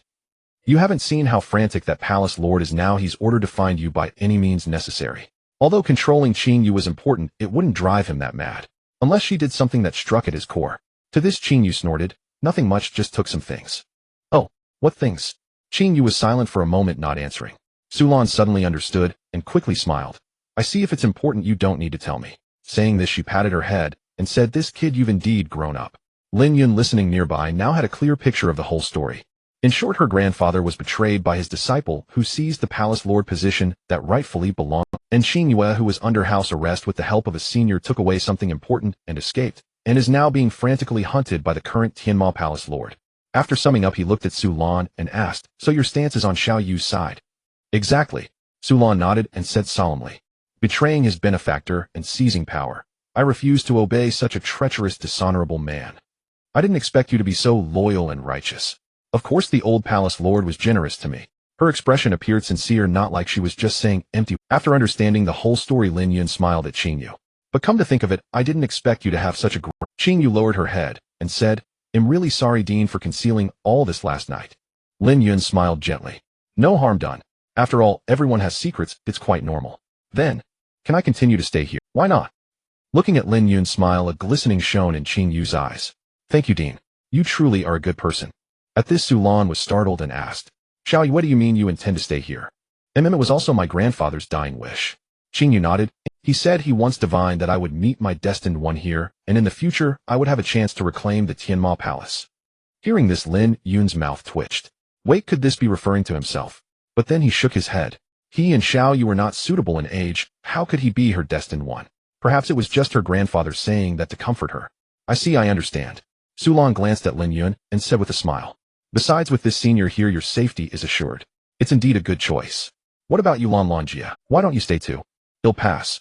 Sulan shook her head, touched her face, and smiled. Seeing you sick. Later I plan to return to Tianma Palace and strive to break through to Sovereign as soon as possible. Then in your name I'll first organize those within the palace who remain loyal to Her Highness Xiaoyu. When the day comes for you to reclaim the Tianma Palace, we can provide you some support. This plan moved Qing Yu deeply, but she immediately frowned. But this way Lan Jie, you'll be in great danger. Su Lan chuckled. Everything I have was given by the old palace lord. Now that he was framed, it's only right for me to take care of you in his stead. Otherwise, when we meet in the underworld, how could I face the old palace lord? This? Alright then, please be very careful. In the end, Qing Yu supported her decision. Su Lan nodded and said confidently, don't worry, I've been around in this city beyond the border for so many years. Just as she finished speaking, the hall door was pushed open and a young girl walked in and asked, Dean, I see 2 corpses at the door. Did someone cause trouble? It's already settled. Those 2 were the traffickers who captured Xiaoyu last night. I sent them to their next life. I see then Dean did well in killing them. Bai Xiaoxue suddenly understood, then noticed Su Lan in the room and tilted her head to ask, who is this senior? Is it you?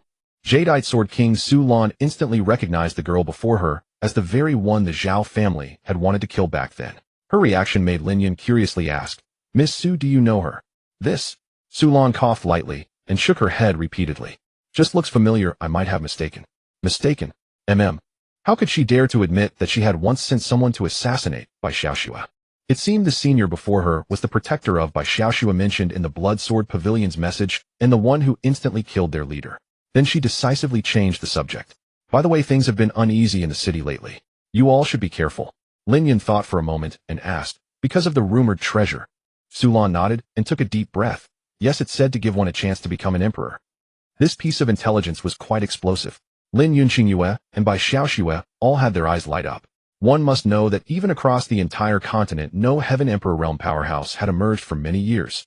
Lin Yun, now even more intrigued, asked curiously, could you elaborate on what exactly this treasure is about? Instantly the 3 of them turned their gazes towards Su Lan. This matter? How should I put it? Su Lan pondered for a long while before explaining slowly. It is said that initially the Blood Fiend Demon sect was frantically pursuing a man claiming he possessed a treasure capable of elevating one to emperorhood. Later within the Outland City, that man fell in battle and the treasure was lost there. In search of this treasure, the top powers of both the righteous and demonic sects have all arrived. It is even said that the young Valley Lord of the Joy Valley might come to the Outland City within the next couple of days to participate in the treasure hunt. Though the earlier matters had already piqued Lin Yun's interest. The term that truly captivated him, however, was one that would make any man's heart race. Joy Valley. What kind of sect is that? Senior, you haven't heard of it. Lin Yun coughed lightly, his expression calm and detached. I have only just emerged from seclusion, and I am not well acquainted with this sect. I would appreciate it if Miss Su could enlighten me. Su Lan raised an eyebrow, slightly unable to help herself. Senior, the Joy Valley has been renowned in the Eastern Continent for 3,000 years. That is not important. Speak quickly and let me hear it. Seeing his curiosity, Su Lan had no choice but to explain. There is not much to say about the Joy Valley. It is merely a sect that mainly practices dual cultivation techniques. What might be unique is that they assign a dual cultivation partner to each disciple according to their wishes. Hearing her account, Lin Yun's interest was piqued. Such an interesting sect. If I ever have the chance, I truly wish to visit and see it for myself. Then, as if struck by a thought, he asked curiously, in that case, will the young Valley Lord you mentioned also bring her cultivation partner along? She is an exception. That woman has a unique constitution that requires her to remain abstinent until she reaches the Dao Foundation realm before she can practice dual cultivation. Good heavens, that would mean remaining abstinent for over a century. The reason he said this was that cultivators who reached the Dao Foundation realm were typically over 100 years old. Su Lan shook her head. Not necessarily. She is currently at the peak of the Sovereign realm, even bordering on the Dao Foundation realm. Then how old is she this year? They say she is not yet 30. Sigh. That impressive. After all, the people of the Joy Valley claim that the young Valley Lord's talent surpasses even that of their sect's founder.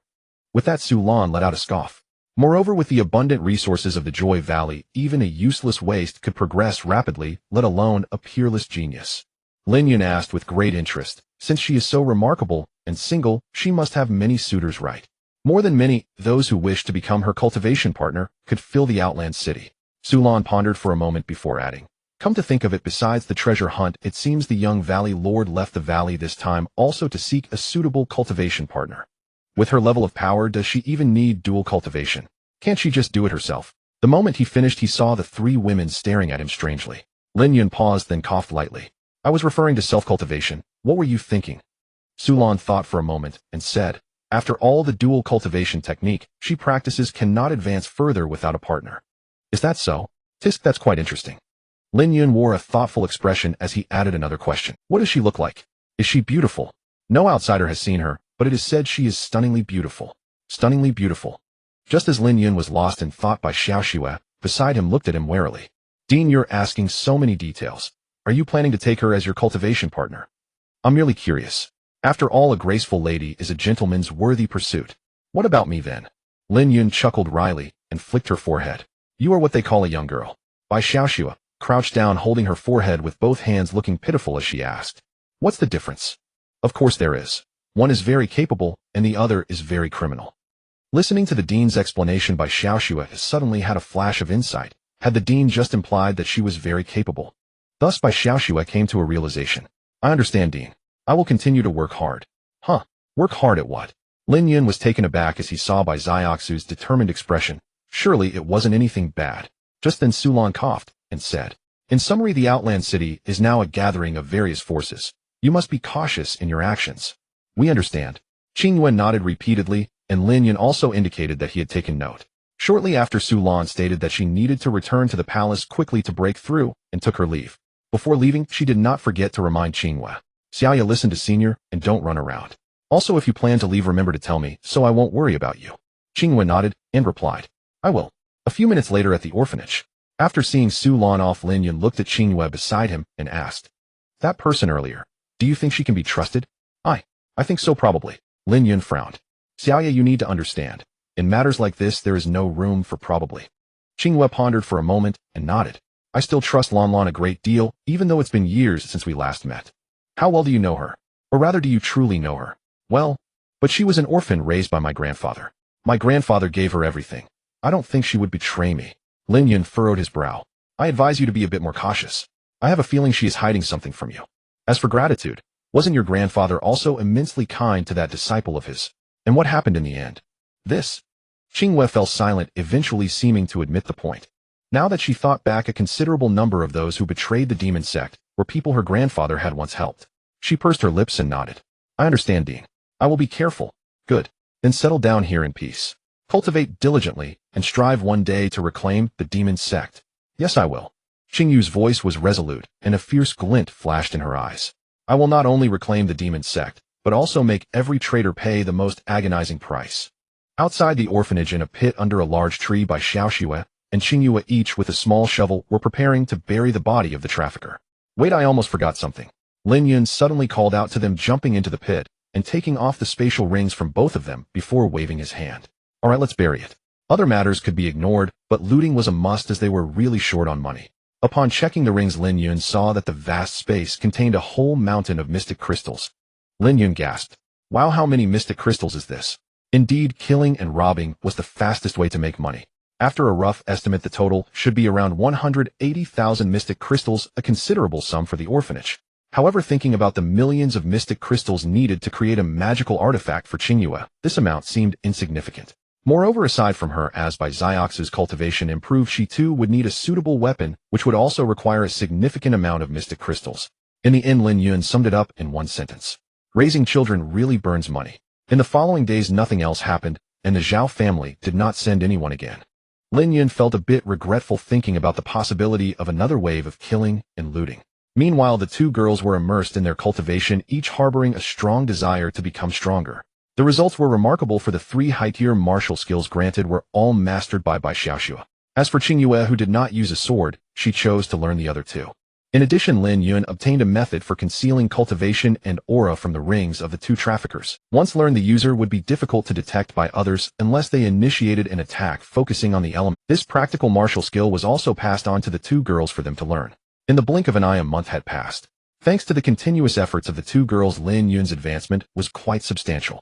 At the entrance of the orphanage, Lin Yun sat on a rocking chair, gazing at the blue light screen before him that only name: Lin Yun, Identity Director, Cultivation, Innate Level 8, Physique, None Director, Talent, Invincible Director, Kingly Aura, Healing Hand, Other Talents, Innate Sword Body, Innate Demon Body, Mastered Martial Skills, Scattered Wind Sword Technique, Great Accomplishment, Snowfall, Without trace, great accomplishment, eye of illusion, great accomplishment, concealment technique, great accomplishment. The martial skills mastered by the girls could only return rewards to him after they joined the orphanage. For now there were only these 4, but they were enough. As for the healing hand talent, it was a highly useful talent he drew a few days ago after Bai Xiaoxue's favorability reached over 60. Healing hand, by gently touching a wound one can heal and detoxify the other party. This was undoubtedly a practical talent, as when going out no one could guarantee that they wouldn't be poisoned or injured. Just let me touch it. The effect was quite impressive. Lin Yun had tested it while slaughtering a chicken, managing to bring back a near-death chicken, though it was later slaughtered by Lin Yun and made into chicken soup. The only drawback might be if the wound was in some special place. Then touching it oneself would be a bit awkward, and one couldn't just rush into a battle and shout at an injured opposite sex, "Quick, let me touch you." That could get one killed. "Excuse me, big brother, do you know where the largest auction house in the city is?" Lin Yun's thoughts were interrupted by a voice beside him. Turning to look, he saw a girl in black clothes, her face obscured by a wide-brimmed hat, inquiring about it. Hey, are you asleep?" She bent down, waving her small hand in front of Lin Yun. Lin Yun came back to his senses and pointed in a direction. 300 meters east, turn right, go to the end, turn left, and walk 3 kilometers, then it's on the right. East, turn right, turn left. The girl in black fumbled to record it on her fingers, then smiled and patted Lin Yun. "I gotta thank you, big brother." After she hurried away, Lin Yun rubbed his shoulder. He looked at the girl disappearing into the crowd with a strange expression. This little girl, though small, really has some strength. It was evident that she was just greeting him, but her pat made his shoulder ache. She was quite the strong little girl. Speaking of which, there have been quite a few people coming to the city lately. Living in the outer city, Lin Yun could clearly feel that the number of cultivators in the city had multiplied several times, with many from the chi condensation stage to even king-level experts. Moreover, due to the nature of the city, which was a gap between the righteous and demonic paths, there was no jurisdiction, and conflicts occurred almost daily, even resulting in deaths. Fortunately, the orphanage was located in a remote area, and recently, apart from getting lost in the city, very few people would come near here. Because of this, their lives remained relatively stable. Lin Yun looked at the distant street, where many pedestrians wielding weapons had fierce expressions, and couldn't help. It seems the temptation of treasures is indeed tremendous. I wonder who will ultimately obtain them. Saying this, he picked up his teacup and took a sip. Now he felt a sense of detachment, watching the changes of the world with a smile. What happened in the city was of no concern to him for the time being. It was enough to guard his little plot of land and take good care of Xiaoxue and the others. Meanwhile, inside the orphanage, Bai Xiaoxue and Xingwei were sparring. Ever since they learned about each other's circumstances, they cherished each other, quickly becoming close friends. After a round of fighting, Xingwei finally lost by a narrow margin. No more. Xiaoxue, you're too much of a monster." Feeling utterly frustrated, Xingwei gave up struggling and plopped down on the grass. Over the past month, her cultivation had advanced from the acquired 3rd level to the 7th level, and she initially thought this speed was impressive. However, Bai Xiaoxue had directly reached the peak of the acquired stage from the 2nd level, which dealt a significant blow to her. At this moment, Bai Xiaoxue put down her sword and smiled. "Xiaoye, you're also very impressive. You almost fought me to a standstill despite being at a lower level." However, only Xingwei knew that she had only managed to fight at a higher level, relying on the talent granted by Lin Yun and the terrifying side effects of the demonic path techniques. From her perspective, Bai Xiaoxue could undoubtedly be considered one of the top talents among all major factions. In response to her comfort, Xingwei sighed. "I really don't know what kind of elixirs the director has given you. I heard you've only been cultivating for less than 2 months. "Yes, indeed. This is all thanks to the director's blessings. My original talent was very poor. Alright, I feel a bit defeated." Facing Bai Xiaoxue, Qingyu's inner pride had already shattered into pieces. At this point, perhaps the only way to catch up to her was to quickly obtain a magical artifact. Just then she noticed Bai Xiaoxue's gloomy expression and couldn't help but ask, "What's wrong? Do you have something on your mind?" Bai Xiaoxue bit her lip and said, "Because I haven't completed the task the director assigned me recently, I feel I've let down his expectations." Xingwei asked in confusion, "Director, what did he ask you to do?" The director said he hopes I can soon comprehend sword intent. Bai Xiaoxue changed into a plain white dress, concealing her features before stepping out of the courtyard. Seeing Lin Yun sitting at the entrance, she smiled and greeted him. "Seen him going out for a stroll."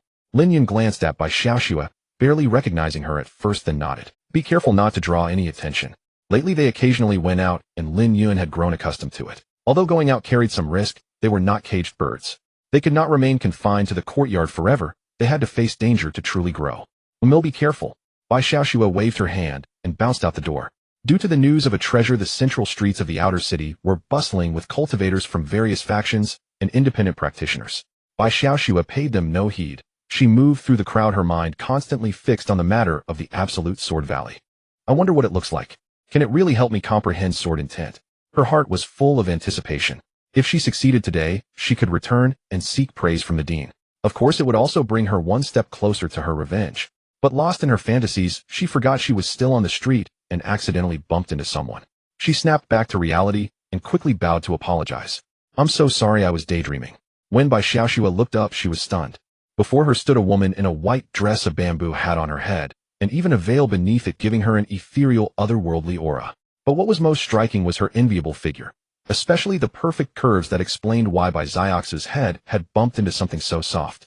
Beside her were 3 pairs of young men and women in white robes. Seeing Bai Xiaoxue bump into her, they frowned. Where did this wild girl come from? You. One of them was about to scold, but the white-dressed woman raised her hand to stop him. At this, the group stepped back and bowed respectfully. The white-dressed woman crouched down, looked at Bai Xiaoxue, and said with a gentle smile, "Little sister, are you hurt?" Her voice was like a celestial melody, so soft and warm that it felt like a spring breeze. Bai Xiaoxue quickly shook her head and smiled. "Thank you for your concern, big sister. I'm fine. That's good." The white-dressed woman patted her head. She had always been fond of children. Moreover, this little girl gave her a special sense of familiarity. Suddenly, a street vendor's cry came from near. "Candied hawthorn sticks. Sweet and crispy candied hawthorn sticks."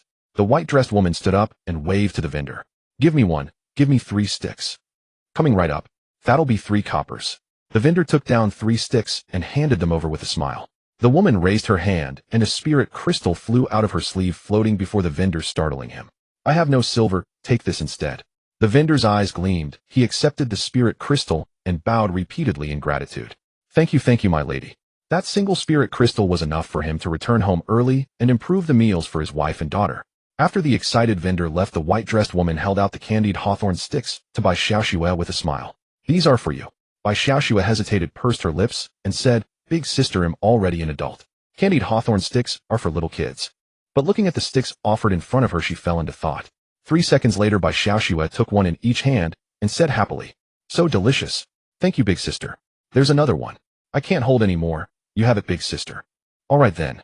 The white-dressed woman sighed softly, as if reluctantly accepting. "Little sister, you enjoy yours. Big sister still has matters to attend to, so I must go." Goodbye, big sister." Bai Xiaoxue also remembered that she had her own business. She had to hurry to the Absolute Sword Valley to comprehend sword intent. How could such an important matter be delayed by mere candied hawthorn sticks? But it's really delicious." Bai Xiaoxue munched as she set off. Behind her, Lin Yun turned to her companions, her voice turning colder. "Let's move out. Continue tracking the treasure's trail." As the young Valley Lord of the Joyous Valley, this was her first independent major sect mission. It was also the culmination of years of training by the Joyous Valley. As for the escorts, none of them were top-tier experts. They were mainly there to handle miscellaneous tasks. Her objective this time was the treasure in the outer city, the one that had countless cultivators yearning, and she had already pinpointed the bearer's location. And this treasure was something the Joyous Valley absolutely had to obtain. Yes. The group acknowledged in unison and departed with Lin Yun. Lin Yun tucked the candied hawthorn stick under her bamboo hat, lifted a corner of her veil, and carefully ate it. Soon they arrived at a desolate 3-story building in the city. The group searched every nook and cranny, then returned to Lin Yun and respectfully reported, "Young Valley Lord, there are signs of habitation inside, but no person or item found. They must have left." Lin Yun, still eating her candied hawthorn stick, asked calmly, "Underground?" "We checked thoroughly. Nothing." Then one of the escorts frowned. "Could they have fled?" "That's impossible. They were here just half an hour ago." Lin Yun said nothing. A golden compass appeared in her hand, and she infused it with spiritual energy. Instantly, the compass blazed with light, its inscriptions spinning rapidly before settling into a unique pattern. After a glance, Lin Yun shook her head. "No need to search.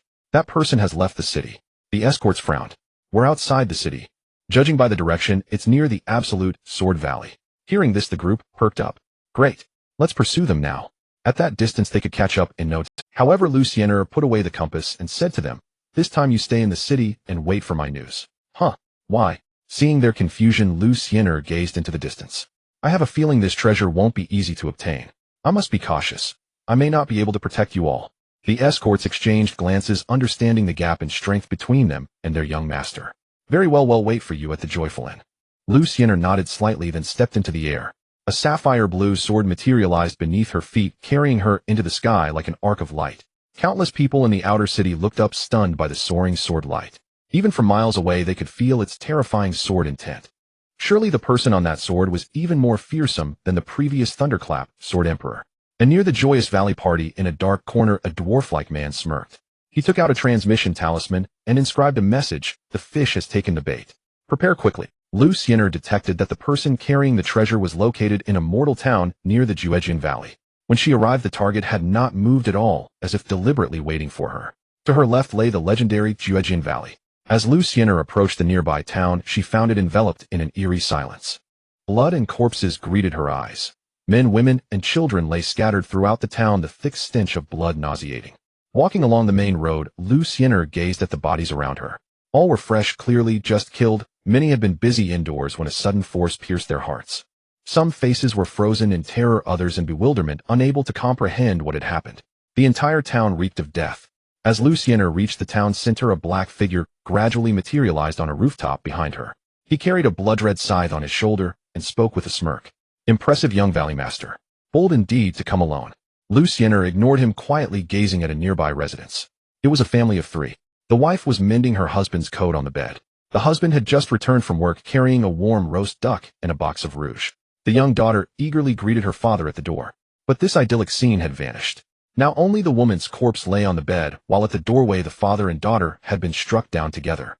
The two bodies, along with the roast duck and rouge, lay silently in pools of blood beside a half-sold stick of candied hawthorns. After a long look, Xuantian turned to the black-clad man and asked coldly, "Did you kill these mortals?" "Yes, I did." "Why, oi? Isn't it to welcome you, young Valley Master?" The black-clad man grinned, speaking the truth without hesitation, then added with a bored expression, "Truth be told, killing these mortals is dreadfully dull. Like crushing ants, no sense of accomplishment. Only their dying screams are somewhat entertaining." Does the young Valley Master appreciate it? Unmoved by his deliberate provocation, Xuantian stared at him and asked coldly, "Don't bother trying to anger me. Is that thing really in your possession?" "Of course. This is what you want, isn't it?" With a smirk, the man reached into his robe and produced a black box. He even flamboyantly opened it, showing the contents to Xuantian for a brief moment. Then he tucked the box into his chest and sneered at her. "By the way, the Huan Valley prides itself on being a righteous sect. Surely you wouldn't stoop to stealing another's treasure." Xuantian looked at him and said calmly, "Yanbei, rogue cultivator of the demonic path cultivation at the peak of the sovereign realm. For seizing techniques, artifacts, and practicing forbidden arts, you have massacred entire families and harmed tens of thousands of innocents. Coupled with today's atrocities, do you even deserve to call yourself human?" Yanbei shook his head and sighed. "Tisk, you've done your homework. But isn't it said that a butcher can become a Buddha the moment he sets down his knife? Won't you give me a chance?" As he spoke, his eyes remained fixed on Xuantian. He was ready to strike the moment she showed the slightest lapse. "There is a chance," Xuantian said, raising her sword toward him. A chilling sword aura surged around her as she declared with utter indifference, "Hand over the item, and it'll grant you an intact corpse." Yanbei jeered in response. "An intact corpse? You, a pampered young Valley Master who probably doesn't even know how to kill." Over the years, few tales of Xuantian's battles had spread across the continent. This led Yanbei to naturally assume that though she was close to the Dao establishment realm, she was merely a sheltered young lady with cultivation, but no real combat experience. Compared to a demonic cultivator like him who had fought through mountains of corpses and seas of blood, she was on a completely different level. But before he could finish, Xuantian swept her sword sideways. A flash of icy white light severed his left hand instantly. Only his ingrained survival instinct allowed him to dodge in time, otherwise the blow would have taken his head. Now Xuantian regarded him calmly. "I didn't catch that. Care to repeat?" "Damn it." Yanbei's face turned ashen, all arrogance gone. Staring at his severed arm, he realized her strength surpassed his expectations. Xuantian said flatly, "Use whatever ambush you have, or it'll take your head within 2 strikes." Even if she underestimated him, she didn't believe he would wait here without some trap. As expected, a wild gleam appeared in Yanbei's eyes. "Fine, then let me show you." He rose, brandishing his scythe and shouting, "Blood Demon 8-direction array." As the words fell, runic lines emerged on the ground, interweaving into a massive formation that enveloped the entire town. The blood from all the corpses in the pools on the ground seeped into the formation, becoming its nourishment. Tidal waves of crimson energy surged toward Yanbei, causing his aura to skyrocket, ascending to the Dao establishment realm. Now shrouded in blood mist, his severed arm regenerated. Yanbei swung his blood-red scythe and grinned at Xuantian. "The real battle begins now." Bai Xiaoxue stood on a cliff, gazing at the canyon before her, reputedly carved by a single sword strike. "So this is the Xuantian Valley. Magnificent." The canyon stretched over 100 miles in length and plunged 1,000 meters deep, truly unfathomable. Bai Xiaoxue could hardly imagine the terrifying power required to leave such a colossal scar with one blow. Even after millennia, she could still sense the faint essence of sword intent lingering within the canyon. So this is the feeling of sword intent. Closing her eyes, Bai Xiaoxue focused on the ancient residual sword intent before her. Though her own comprehension was mediocre, her 999-fold amplification made up for it. Before long, she vaguely sensed and touched upon something. But it was only a touch. The sword intent was too faint, and when she tried to grasp it more closely, it became too. After a while, Bai Xiaoxue opened her eyes, her little face full of frustration. How frustrating. It's too vague. She even felt that if she could witness a sword intent master constantly demonstrating before her, she would comprehend it in no time.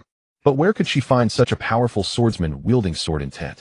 Just as Bai Xiaoxue was fretting, a series of loud noises nearby caught her attention. Could it be someone fighting? Startled, she walked to the other side of the cliff. From there she had a bird's-eye view of a nearby town. And above that town, a fierce battle, a peak duel, was raging. The enormous blood-red formation enveloped the entire town like a cage. Above the formation, two figures, one white and one red, collided rapidly, like shooting stars, only to separate again. With each clash, the heavens and the earth trembled as if they would shatter the void itself. The white figure, with every sword strike, carried the sound of thunder and supreme sword intent, relentlessly assaulting the red figure. Wherever the sword wind passed, the houses of the town were crushed to the ground, instantly reduced to rubble. Even at Bai Xiaoxue's position, she could feel the hurricane brushing against her face, and if she were to get any closer, she feared she would be torn apart. Such a terrifying sword intent. Who exactly is involved here? With the distance too great, the speed of both sides was so swift that she couldn't even clearly see their figures. Yet that unparalleled sword intent sweeping across the world left her utterly entranced. It was far clearer than the remnants of sword intent from the absolute Sword Valley. No, this is too far. I just need to get a bit closer. Bai Xiaoxue pondered briefly before decisively leaping down, intending to move in closer to better sense the sword intent. Meanwhile, above the town, the clash between both sides continued, with Yin Bei seemingly overpowering Lu Xiener overall. How's it going, little Valley Master? Is this ambush strong enough? Yin Bei grinned widely, swinging the scythe in his hand like a reaper attempting to harvest his opponent. After being pushed back by a scythe, Lu Xiener's face darkened. This bizarre formation around them seemed to bring the opponent's combat power nearly to the Foundation establishment realm. Moreover, it could even help the opponent recover from injuries and regenerate lost limbs. Unless he was killed with a single sword strike, he would be like an unkillable cockroach. Thus, Yin Bei completely exchanged injury for injury, quickly using the advantage of the formation to suppress Lu Xiener. At this moment, Lu Xiener coldly inquired, "You, a mere loose cultivator, where did you get so many resources to set up such a grand formation?" She could tell that this formation was extremely powerful, but the stronger the formation, the more expensive it was. Moreover, it was obvious that the opponent was deliberately setting a trap for her. But the opponent was currently being pursued by a strong practitioner from the Blood Fiend Demon sect. If it wasn't her coming, but someone from the Blood Fiend Demon sect, even with this formation, he would surely be doomed. Lu Xiener didn't believe the opponent would choose such a dangerous gamble. In response to her inquiry, Yin Bei mocked her with a smile. "I certainly couldn't do it alone, but alas, I found a good backing." Backing? Lu Xiener frowned slightly, but with her sharp wit she instantly understood everything, her voice growing colder. "The Blood Fiend Demon sect is chasing you. Is it all an act? No wonder you're the little Valley Master, truly sharp as ice. Everything is merely a collaboration between me and the Empress." Yin Bei smirked as he spoke. "Let's put it this way, from the moment you took on this task alone, it was already anticipated by the Empress. She granted me this formation and instructed me to bring bait, all to wait for you to take the hook." Despite his lively words, he did not cease attacking. His responses to Lu Xiener were merely meant to undermine her psychological defenses. Lu Xiener narrowed her eyes and said coldly, "Aren't you afraid that word of today's events will spread and that Huanhe Valley will declare war on you?" "Is that so? But I heard that half a day ago the Empress summoned all practitioners above the royal level back to the sect." Yin Bei said with a smile teasingly. "Right now, all the royals of the Blood Fiend Demon sect are in the sect being reviewed by the Empress. How could any demon sect practitioners harm the little Valley Master?" What he said was indeed correct. All parties had spies within each other's sects. In such circumstances, Huanhe Valley couldn't even find evidence to call for retaliation against the Blood Fiend Demon sect in her name. "It seems that the Empress really put in a lot of effort to kill me," Lu Xiener remarked. "Who would have thought the Empress would be wary of your talent? Of course, there's also room for negotiation. As long as you are willing to surrender, I won't even care about what the Empress says. I will absolutely not harm you in the slightest, and will take you away to safety. In the future, we can explore the dual cultivation methods together. Once we become stronger, we can go together to attack the Blood Fiend Demon sect." Upon hearing this, Lu Xiener chuckled derisively. "So you would be willing to betray the Empress for me? That old woman has already annoyed me to death." Yin Bei squinted his eyes and said, I can swear to the heavens that as long as the little valley master desires, I will help you shred her to pieces in the future. As the scales of victory tilted further in Yin Bai's favor, he began to tempt Lu Xiener more fervently. Once Lu Xiener's mindset wavered even slightly, it would signal the end of the battle. Seeing her offensive momentum slow shifting from attack to primarily evasion, he continued to entice her. So what do you think? Have you considered it? I could even help you turn over a new leaf living solely for redemption in the future. Dual cultivation can wait, it's not too late once you come to like it. But as he spoke, Yin Bei sensed something was off. This woman was only evading, not responding to him at all. He immediately said in a deep voice, What are you waiting for? Even if you drag this out, no one will come to save you. At that moment, Lu Xiener suddenly halted and calmly faced him. What am I waiting for? Naturally, I'm waiting for a strike powerful enough to kill you. As her words fell, a silver light flickered in Lu Xiener's eyes. She summoned the long sword in her hand, which suddenly erupted with dazzling silver sword light. The unparalleled immense mystic energy along with the supreme sword intent converged upon that tiny sword body. Divine abyss, clouds severing. In an instant the sword body trembled violently. A fierce beam of light suddenly erupted from the tiny sword tip, charging directly towards Yin Bei. Wherever the light beam passed, space shattered, and all beings perished, leaving Yin Bei without even the heart to resist. Once it hit, forget about severing limbs, it would be enough to turn him into dust. Damn this woman.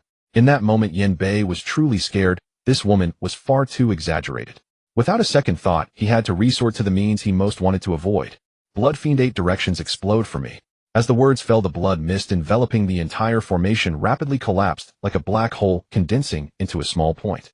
The terrifying power contained within the entire formation was also gathered into that point, and in the next instant erupted indiscriminately in all directions.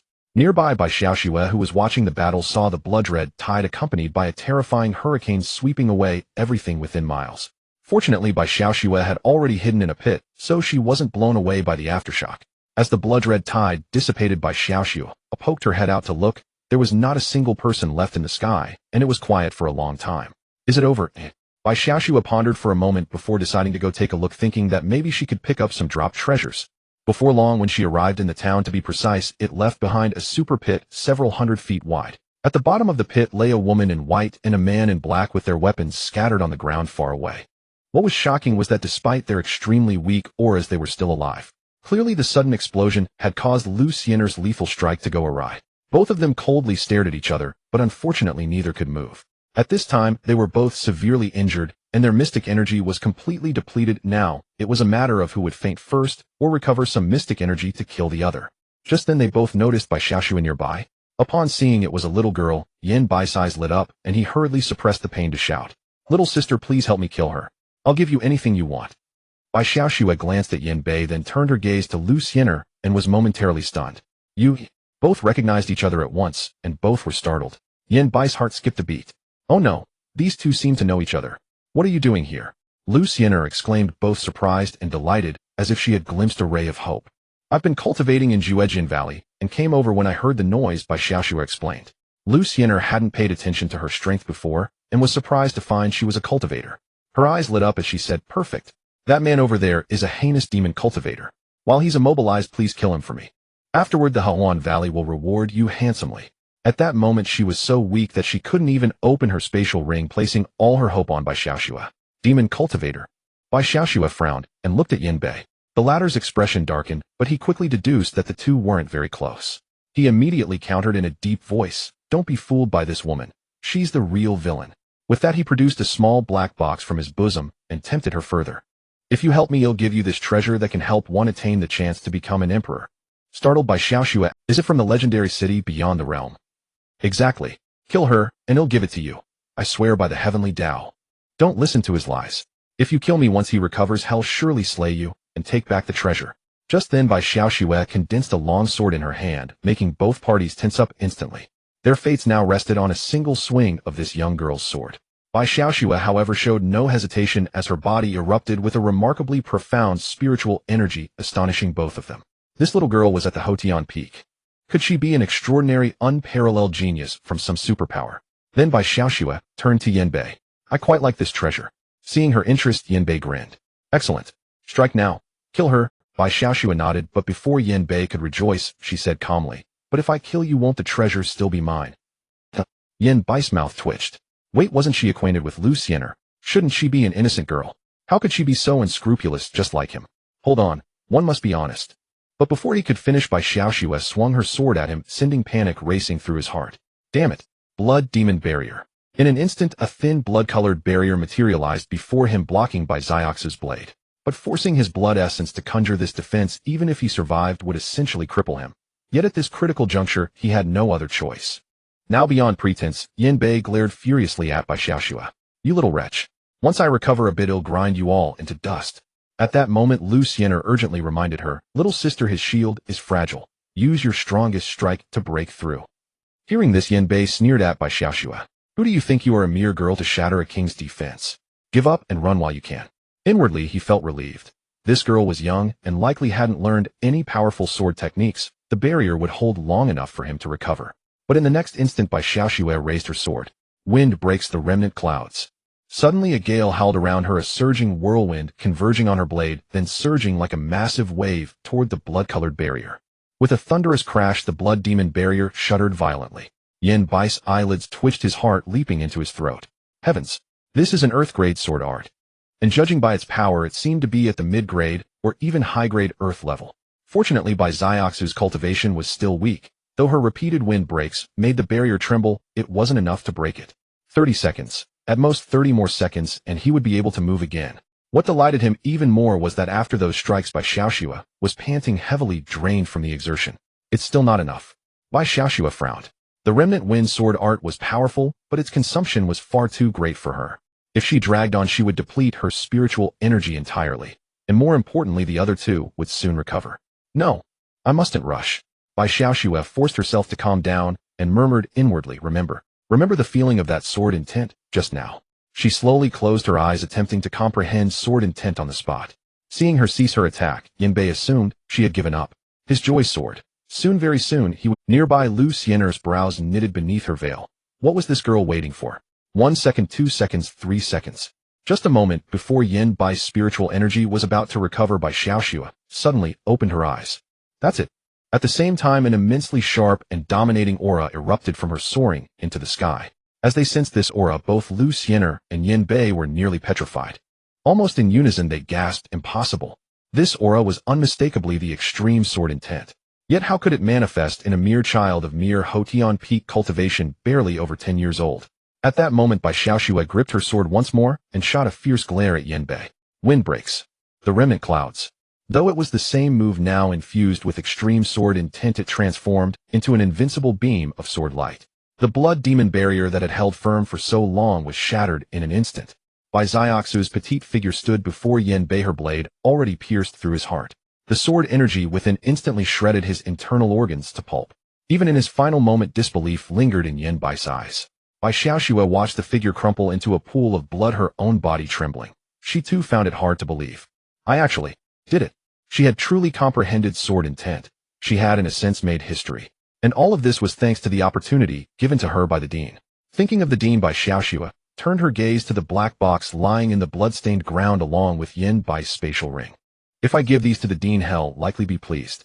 After collecting the items, Bai Xiaoxue looked back at the greatly weakened Lu Xiener. Are you alright, sister? Not dying anytime soon. Lu Xiener shook her head, her eyes fixed on Bai Xiaoxue, as she couldn't help asking. Little girl, who exactly are you?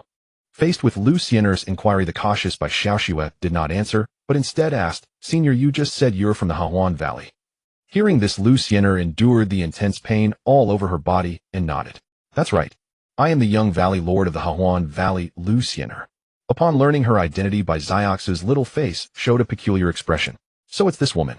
Recalling what the dean had said, she always felt this woman would lure the dean away. Thinking this, a murmur arose in her heart. What if I kill her too? Lu Xiener was startled. Why did she feel Bai Xiaoxue glaring at her with hostility? Wondering if she had ever offended the girl, she tentatively asked, Little sister, with your talent and cultivation level, which power are you from? Or do you have a formidable master? At such a young age, having reached the Xuantian peak and comprehended sword intent, wasn't that simply monstrous? Thus she was curious about the girl's origins. However, Bai Xiaoxue shook her head. I belong to no power, nor do I have a master. I learned all this on my own. Self-taught. How is that possible? I have no reason to lie to you. She wasn't lying, but this revelation left Lu Xiener both shocked and intrigued. In that case, are you interested in joining the Hahuan Valley? Lu Xin'er gazed at Bai Xiaoxue with burning eyes. With your sword talent backed by the Hahuan Valley's resources, you will surely become a sword cultivator surpassing me in the future. Anyone else would hardly refuse such a great opportunity.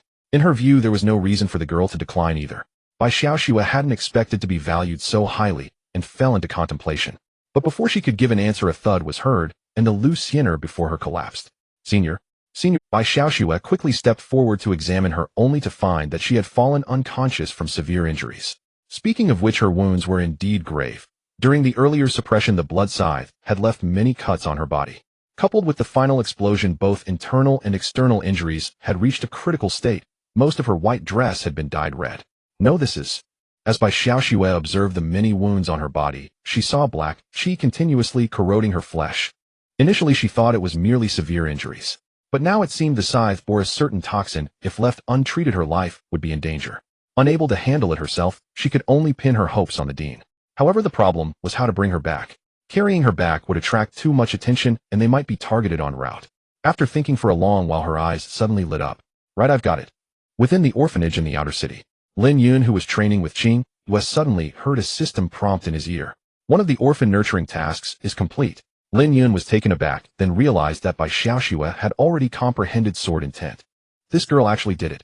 Lin Yun was quite astonished, and asked Qing Yue, "By the way, do you know where Xiaoxue?" Qing Yue, who was cultivating, glanced at him, and said, "Didn't you tell her to comprehend sword intent? I recommended she try the Juejin Valley."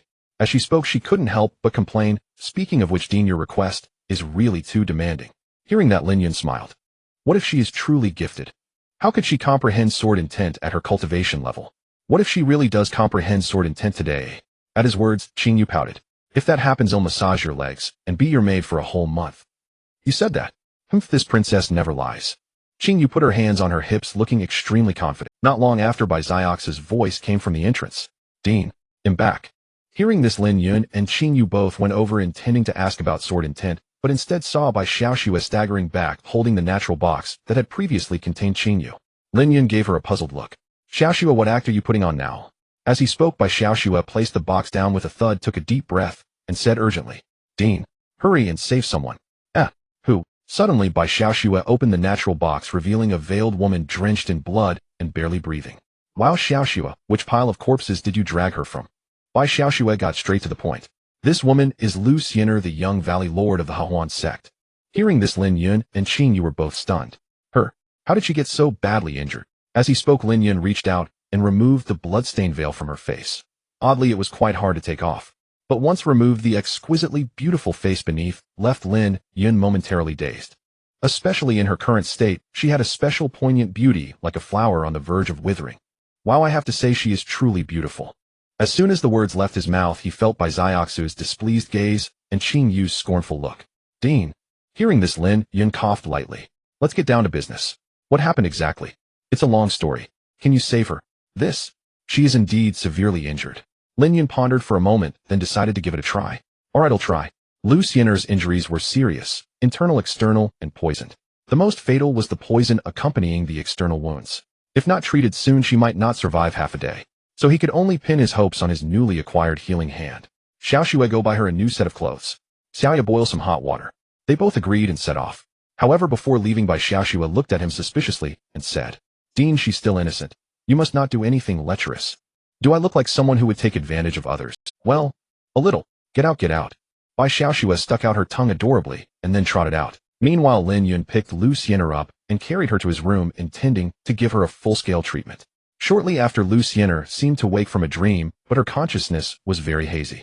She vaguely saw a man untying her belt and removing her dress, yet she had no strength to resist. All she could make out was half of his face, a rather handsome young man. Then his hands, like those of a groper, landed impolitely on her body. "Am I dreaming?" Lu Xin'er murmured, as drowsy as in a dream. But soon the stinging pain here and there made her feel it wasn't quite a dream. Instinctively she murmured, "It hurts. Please be gentle." After being tossed about for who knows how long, Lu Xin'er gradually fell asleep again. When Lu Xin'er awoke, she was stunned to see an unfamiliar ceiling and room. "Where is this?" Suddenly she seemed to notice something. She touched her lips and realized the veil was gone, and even her white dress had been replaced with plain clothes. By her bedside her sword was placed. Suddenly Lu Xin'er recalled her clash with Yin Bei and the conversation with the girl who saved her, after which she seemed to have lost consciousness due to severe injuries. Was I saved by someone? At the same time, the image of the man who had taken off her dress and kept groping her surfaced in her mind. But the memory was too blurry, making her wonder if it had been a dream. Just then a young girl entered carrying hot water and a towel. The girl was about to wipe her down, but paused seeing her awake, then asked flatly, "Senior, how do you feel?" Perhaps due to being a demon cultivator, she was not very friendly towards someone from a righteous sect like Lu Xin'er. Filled with curiosity, Lu Xin'er immediately asked, "Where is this? And who are you?" "This is an orphanage within the city beyond the realm." The girl wrung out the towel and handed it to Lu Xin'er. "As for me, my name is Qing Yu. I'm a child from this orphanage." Orphanage? Lu Xin'er was taken aback as she took the towel. She also noticed that this young girl had a cultivation at the 8th layer of acquired stage. Was this the kind of genius an orphanage could nurture? Lost in thought, she wiped her face with the towel and returned it. "Thank you. If you want to thank someone, thank Xiaoxue and the headmaster. She saved you, and he pulled you back from the brink of death." Lu Xin'er paused, then asked curiously, "Xiaoxue, is that the little girl who uses a sword?" "Yes, her name is..." Lu Xin'er nodded, finally learning her name. "And the headmaster you mentioned?" "The headmaster is just the headmaster. He took us in." Only when mentioning Lin Yun did Qing Yu's tone carry emotion. Lu Xin'er was inwardly shocked. Did that mean Bai Xiaoxue was also a child of this orphanage? Wasn't an orphanage merely a temporary shelter for homeless orphans? She had never heard of one producing such a formidable child. This made her even more curious about the headmaster. Could he be some powerful senior living in seclusion? "Where is your headmaster now? Can I meet him?" "The headmaster, he..." Just as Qing Yu was about to answer, the door was pushed open and Lin Yun. "I knew you would be waking about now." Lin Yun smiled as he entered, looking at Lu Xin'er with concern. "How's your recovery? Feeling better?" Seeing him, Lu Xin'er was momentarily stunned, then her expression changed. "You, She sat up like a gust of wind, grabbed the sword by her bedside, and pointed it at Lin Yun coldly. "You lecher. What did you do to me?" This sudden move made Qing Yu frown, and she stepped forward to argue. "What do you think you're doing, woman?" In Qing Yu's eyes, the woman was repaying kindness with enmity, and she was indignant. But Lin Yun stopped her and asked Lu Xin'er, "You're referring to me taking off your clothes, right? At that time it was necessary to save you." Hearing this, Lu Xin'er pursed her lips and snorted.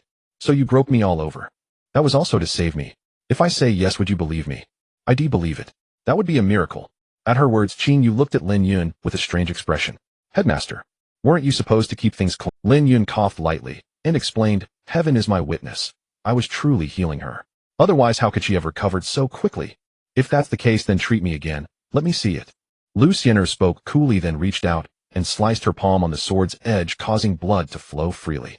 Her sword, being made of a special material, inflicted extra damage, making wounds that even high-grade pills could not quickly heal. She then extended her hand toward Lin Yun, whose mouth twitched. "You really went through with that, huh?" Lu Xin'er snorted. "If you can do it, I'll apologize. If not, don't blame me for being rude." Having kept her chastity for so many years, having a man strip her and grope her all over was something she could hardly accept. Seeing this, Lin Yun sighed, knowing he had to prove himself. "All right, I'll give it a try." He reached out and took her small hand. Lu Xin'er's small hand was slender, surprisingly soft, so pliable it felt almost boneless, making one reluctant to let go. "Healing hand activate," Lin Yun murmured, then released it within a second or two. "There, take a look." So fast. Lu Xin'er frowned, for the process was too brief to feel anything. She had only felt a sting, and then the wound seemed to close. She even washed off the blood in a basin and found no scar left on her skin. It was practically a miracle. It really healed. "What did I tell you?" Lin Yun shrugged helplessly. "My treatment requires contact with the wound. At the time you were covered in injuries and poisoned. I had to do this to save your life." Lu Xin'er looked at her palm, then at Lin Yun in amazement. Such miraculous means were beyond anything she had ever heard or seen. Could this man be a formidable physician? "How did you do it?" "That's not important. The point is it healed or not?" "This..." Lu Xin'er was silent for a moment, then sheathed her sword and bowed respectfully. "My apologies, I was mistaken. Thank you for the healing grace." She was quite honest. Once she confirmed it was a misunderstanding, she apologized immediately. No need to be polite." Lin Yun smiled faintly and extended his hand to her. Lu Xin'er hesitated. Prior to today, she had never had physical contact with any man outside her family. But thinking he had saved her and he had already touched her, she ultimately shook his hand. Unexpectedly, Lin Yun asked directly, "Miss Lu, what are you doing?" "Huh, weren't we shaking hands? What are you thinking?" Lin Yun released her hand and waved. "You said you wanted to thank me for healing you, right? So shouldn't you pay some Lu Xin'er was dumbfounded. All these years men had fawned over her and given her treasures. This was the first time someone had asked her for money. "Then, how much do you want?" How about 30,000 mystic crystals? No problem, I'll give it to you later.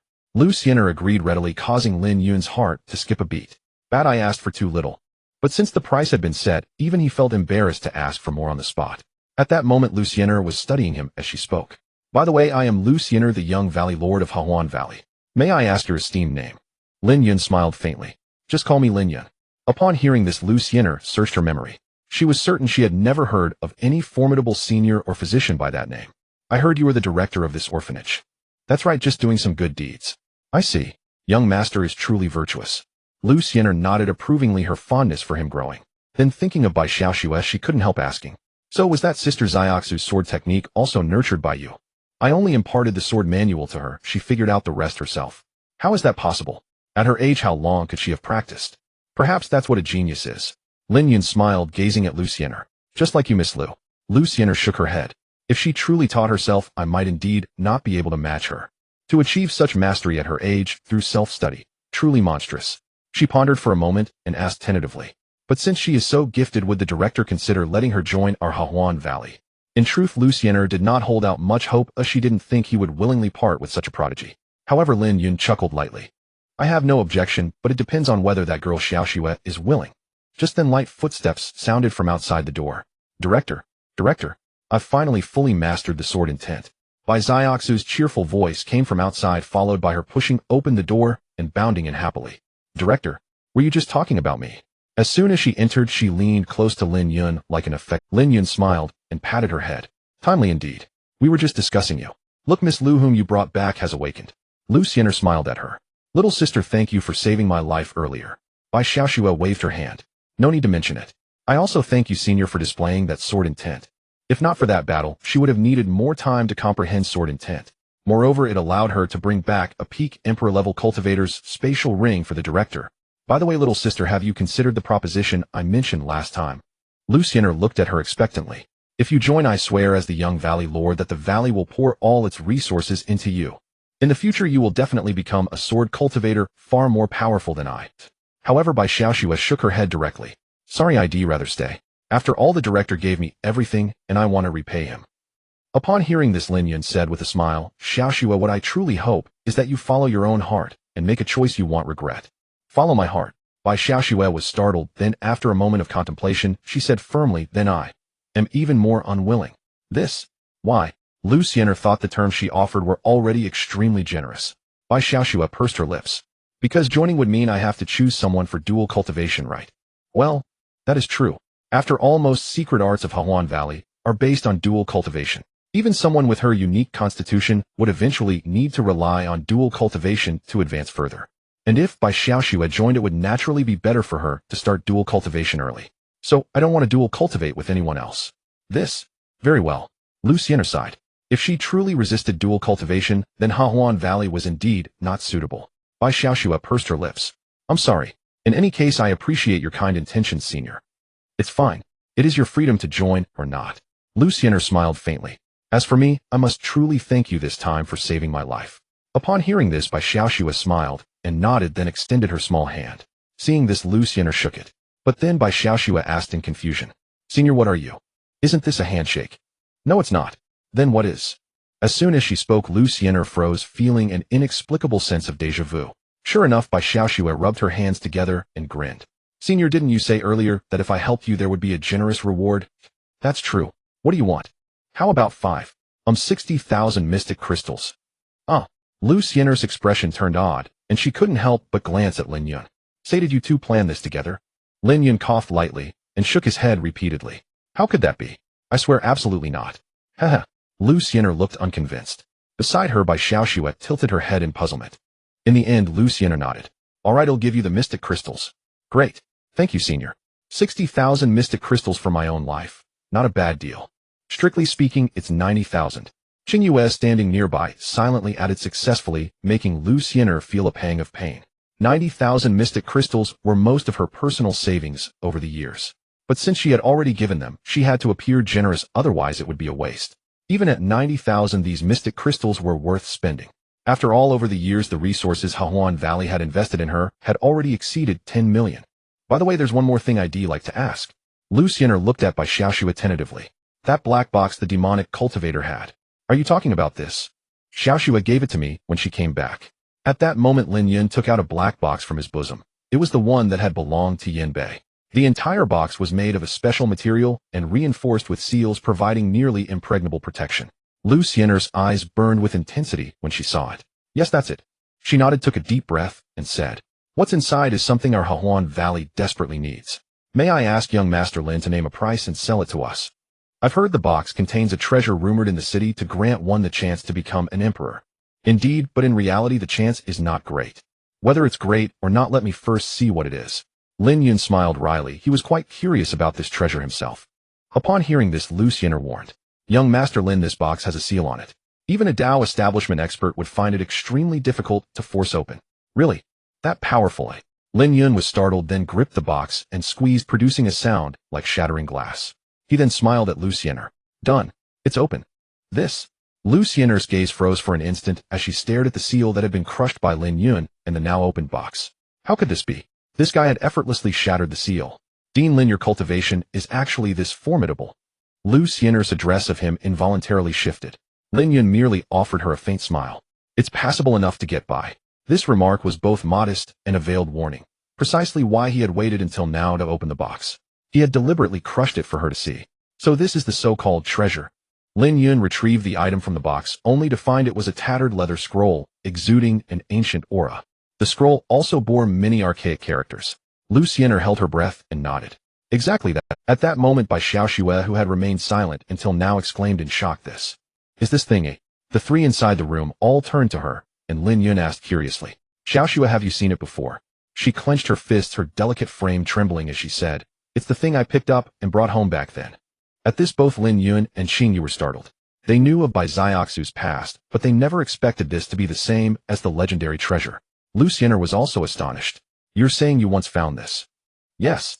But it was already taken from me." Bai Xiaoxue bit her lip, yet seemed reluctant to elaborate. Seeing this, Lin Yun coughed lightly and changed the subject. "So what exactly is this scroll, eh?" To an outsider like him, it was merely a scroll made of peculiar material covered in indecipherable script. At this, Lu Xiener explained, "This scroll itself is crafted from the hide of a peak 9th grade mystic beast." Lin Yun gasped sharply. A peak 9th grade mystic beast? That was a creature comparable to a peak celestial emperor realm powerhouse, having vanished for countless years. Lin Yun couldn't help but ask, "So what does it say?" Lu Xiener suddenly posed a question instead. "Have you heard the legend of the last female emperor on the continent?" At this, Lin Yun shook his head. He truly had no knowledge of it. Xingyu, who had been silent, suddenly spoke up. "You mean the Crimson Bird female emperor?" "Exactly, that's her." Lu Xiener took a deep breath and began explaining to Lin Yun. The Crimson Bird female emperor is recorded in history as the last cultivator to reach the celestial emperor pinnacle on the continent, as well as the most formidable one. It is said that without any guidance, she condensed chi at 3, was crowned a king at 5, attained the Dao Foundation, at 10 reached the celestial emperor realm, at 20 titled Crimson Bird, and by 30, she was invincible across the world as a peak celestial emperor. Hearing this, Lin Yun's mouth twitched. This was truly the protagonist's journey, the legendary heroine of destiny. What happened after that? With such talent, could she transcend and ascend to immortality? In the Xuantian Continent, there existed legends of ascension to immortality. According to surviving ancient texts, there was an immortal realm above the continent, the ultimate destination for all mortal cultivators. Once cultivation reached the peak of celestial emperor, and after undergoing numerous tribulations and trials, one could enter that realm in pursuit of true eternity and indestructibility. Given the Crimson Bird female emperor's displayed talent, achieving immortality seemed effortless. Yet Lu Xiener shook her head. No. Over the following centuries, she traveled the continent using her supreme power to benefit all, while seeking the elusive path to immortality. After a millennium, she vanished as if she had evaporated from the mortal world. No one knows what became of her. Only a century after her disappearance, a close confidant intimately connected with her spread news of her demise, and then chose to take her own life. Since then, no one on Earth ever saw the Crimson Bird female emperor again, and over time the fact of her fall became widely accepted. Lin Yun frowned and couldn't help asking, "That's too strange, isn't it? With her strength, could anyone on the continent have killed her?" Indeed, it is puzzling. Hence the death of the Crimson Bird female emperor and her confidant's suicide have remained an unsolved mystery on the continent. Lu Xiener sighed. After all, the Crimson Bird female emperor's virtuous name spread far and wide. Our righteous cultivators revered her, and demonic cultivators, even when united in attack, were no match for her. Upon hearing the latter part, Qing Yu crossed her arms and let out a soft, disdainful snort. Lin Yun, not noticing, pondered for a moment and asked, "So what does the Crimson Bird female emperor have to do with this treasure?" "A lot, and it's significant."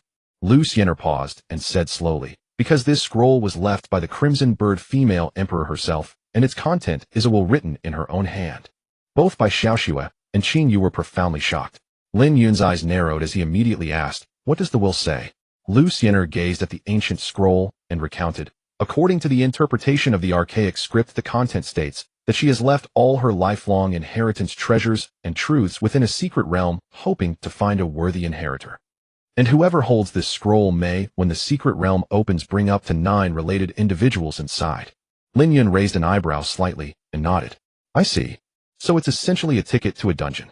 Hence why it was called a treasure capable of granting the opportunity to become an emperor." At that moment, Lu Xian'er asked in confusion, "You said dungeon. What is that?" Nothing." Lin Yun waved his hand, coughed lightly, and asked, "So when will this secret realm open?" "According to calculations, it will be in half a year, when 3 suns appear in the sky and the secret realm descends." So soon. Lin Yun had thought that if it were years later, he might also gather enough strength to join the excitement. Suddenly a thought struck him. "Wait, according to what you said, there are multiple copies of this scroll." "Exactly. The total number is still unclear." Lu Xian'er thought for a moment and said, "Since the first scroll surfaced a few years ago, we have all been searching for this item. As far as we know, within the Eastern Prefecture, among the 5 major powers, only our Joyful Valley and the Heavenly Demon Palace lack one. And in this case, the Blood Fiend Demon sect using it as bait clearly possesses more than one." The 5 major powers were the 5 hegemonic forces of the Eastern Prefecture. These were the Orthodox Ancient One Dao sect, Joyful Valley, and Heavenly Sword sect, along with the demonic Heavenly Demon Palace and the newly risen Blood Fiend Demon sect. Almost all other powers had obtained one. No wonder Joyful Valley was so eager in their search. In fact, even the original artifact used for treasure hunting had been borrowed at great cost by Joyful Valley from the Ancient One Dao sect. At this moment, Bai Xiaoxue asked coldly, "So that means come the time, anyone with this scroll will participate in the contest for the secret realm?" "Certainly. I imagine anyone who knows the secret of the scroll would find it impossible to resist the temptation. After all, it was a secret realm left by the Crimson Bird female emperor. Even a sliver of its benefits could potentially catapult someone to greatness." Hearing this, Bai Xiaoxue nodded. "All right, I understand." She clenched her fists as if intending to use this opportunity to seek revenge. Lin Yun also noticed this. He looked at Lu Xian'er and spoke slowly. "Well, I understand the situation now." Lu Xian'er gazed at him and took a deep breath. "I know this treasure is extremely precious. But if you are willing to sell it, as long as the conditions are not too exorbitant, Joyful Valley can agree, and we would consider it a debt of gratitude to you." The favor of Joyful Valley carried considerable weight. It was the greatest sincerity she could offer if Lin Yun proved too greedy. Then the only option would be to seek another copy within the half-year. Unexpectedly, Lin Yun responded cheerfully, "I can sell it. Just give me enough spirit crystals and agree to one condition." Lu Xian'er's eyes lit up, a glimmer of hope spreading across her face. "Please state your terms." "I need 3 entry slots." Upon hearing the condition, Lu Xian'er understood instantly. This one too planned to enter the Emperor's secret realm. "Agreed, I accept." In her heart, she harbored additional intentions.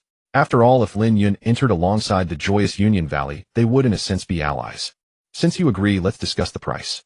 Lin Yun pondered for a moment, then directly raised 2 fingers with a smile. "What do you think of this figure?" In his mind, for such a precious treasure, 2 million spirit crystals was already a bargain. "Your price?" Lu Xian'er seemed caught in hesitation. Seeing this, Lin Yun frowned. Could the price still be too high? But recalling that he had already earned 900,000 spirit crystals from her, he considered offering a discount. Before he could speak, Lu Xian'er said gravely, 20 million is too much. At best, our Joyous Union Valley can offer 10 million spirit crystals." "How 10 million? Lin Yun was stunned. Good heavens, she had misunderstood his meaning. Lu Xian'er then explained, "If you can concede, I in my personal capacity will promise you 3 favors in the future as compensation." Hearing this, Lin Yun couldn't help but clear his throat. Clearly, he had underestimated the worth of one of Eastern Continent's overlords. Feigning calmness, he nodded. "Very well, for Miss Lu's sake it's settled." Lu Xian'er sighed in relief and quickly cupped her hands to Lin. "Thank you, Dean Lin, I am most grateful." Though the price was steep, she had secured the treasure for the Joyous Union Valley, and her mission was complete. She thought to herself that this dean was rather easy to negotiate with. Perhaps another round of bargaining could have reduced it to 7 or 8 million, but that wasn't necessary. Thus the transaction concluded on a rare note of mutual satisfaction. Lu Xian'er handed a golden crystal card to Lin Yun. This card holds 1,200,000 spirit crystals usable at any Eastern Continent merchant guild. The The remaining amount will be delivered personally in a few days. Lin Yun, suppressing his elation, took the card with a smile. Wishing us a pleasant cooperation. Indeed we. Lu Xiener extended her hand with a smile. Lin Yun paused, then shook it. See you another time. With that she prepared to leave. After all, she had been unconscious for a while and her attendants were still in the city. If she didn't find them soon, they would grow worried. Besides, she needed to inform the valley about the deal and arrange for the spirit crystals. 10 million spirit crystals was no small sum even for the joyous Union Valley. Before departing, Lu Xiener took a veil from her ring and put it on. Suddenly, as if remembering something, Lu Xiener turned to Lin Yun. By the way, the veil I wore earlier. Lin Yun replied without thinking, oh, that one. It was stained with blood, so I removed it for you. Ah, you removed it? Lu Xiener was taken aback. Yes, is there a problem? Lin Yun looked at her curiously. A flush crept across her face. She bit her lip. No problem. Her reaction made Lin Yun even more puzzled. But then Lu Xiener interrupted his thoughts. Dean Lin, if you have time, you are welcome to visit the joyous Union Valley. Certainly.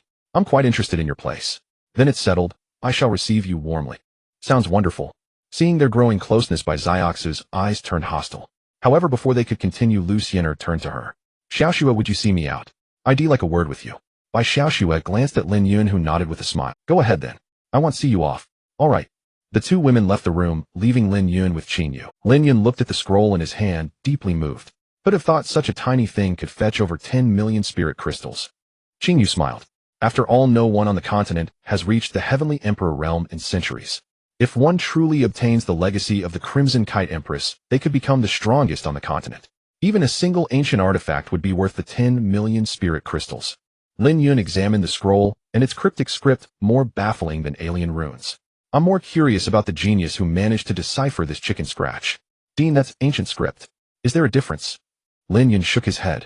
Only the writer could recognize it. Perhaps a master of ancient philology deciphered it. Qin Yu mused, recalling her limited knowledge of the artifact from her days in the demon sect. Suddenly she remembered something and spoke gravely. Dean, I think you should be cautious around Lu Xiener. Why? Is there something wrong with her? I think. Qin Yu hesitated, then blurted out. She might be after your body, or rather she has taken a liking to you. Huh, how is that possible? Didn't you notice she didn't get angry when you removed her veil? Well, does that? Of course. For female cultivators of the joyous Union Valley, the veil holds special meaning. Only a Dao partner or husband may remove it. Lin Yun was stunned. Why didn't you tell me sooner? Qin Yu shrugged innocently. You never asked. I thought you were just trying to take advantage of her. Lin Yun's mouth twitched. No wonder her gaze had seemed odd earlier. Damn it, this is a huge misunderstanding. On the street outside the orphanage, Bai Xiaoxue was seeing off Lu Xiener chatting idly. Before they parted, Lu Xiener asked, Sister Xiaoxue, may I ask you something? What is it? How old is your dean? I'm not sure, but he seems quite young. After all, his demeanor was nothing like those rigid old men. Lu Xiener nodded and pressed on. Does he have a Dao partner? I don't think so. Bai Xiaoxue answered truthfully, and Lu Xiener sighed in relief. That's good, wonderful. Instantly Bai Xiaoxue's alert system kicked in, her brow furrowing. Wait, why was she asking these questions? Could she be planning to vie for the dean? As night shrouded the Xuesha demon sect within the Emperor's palace.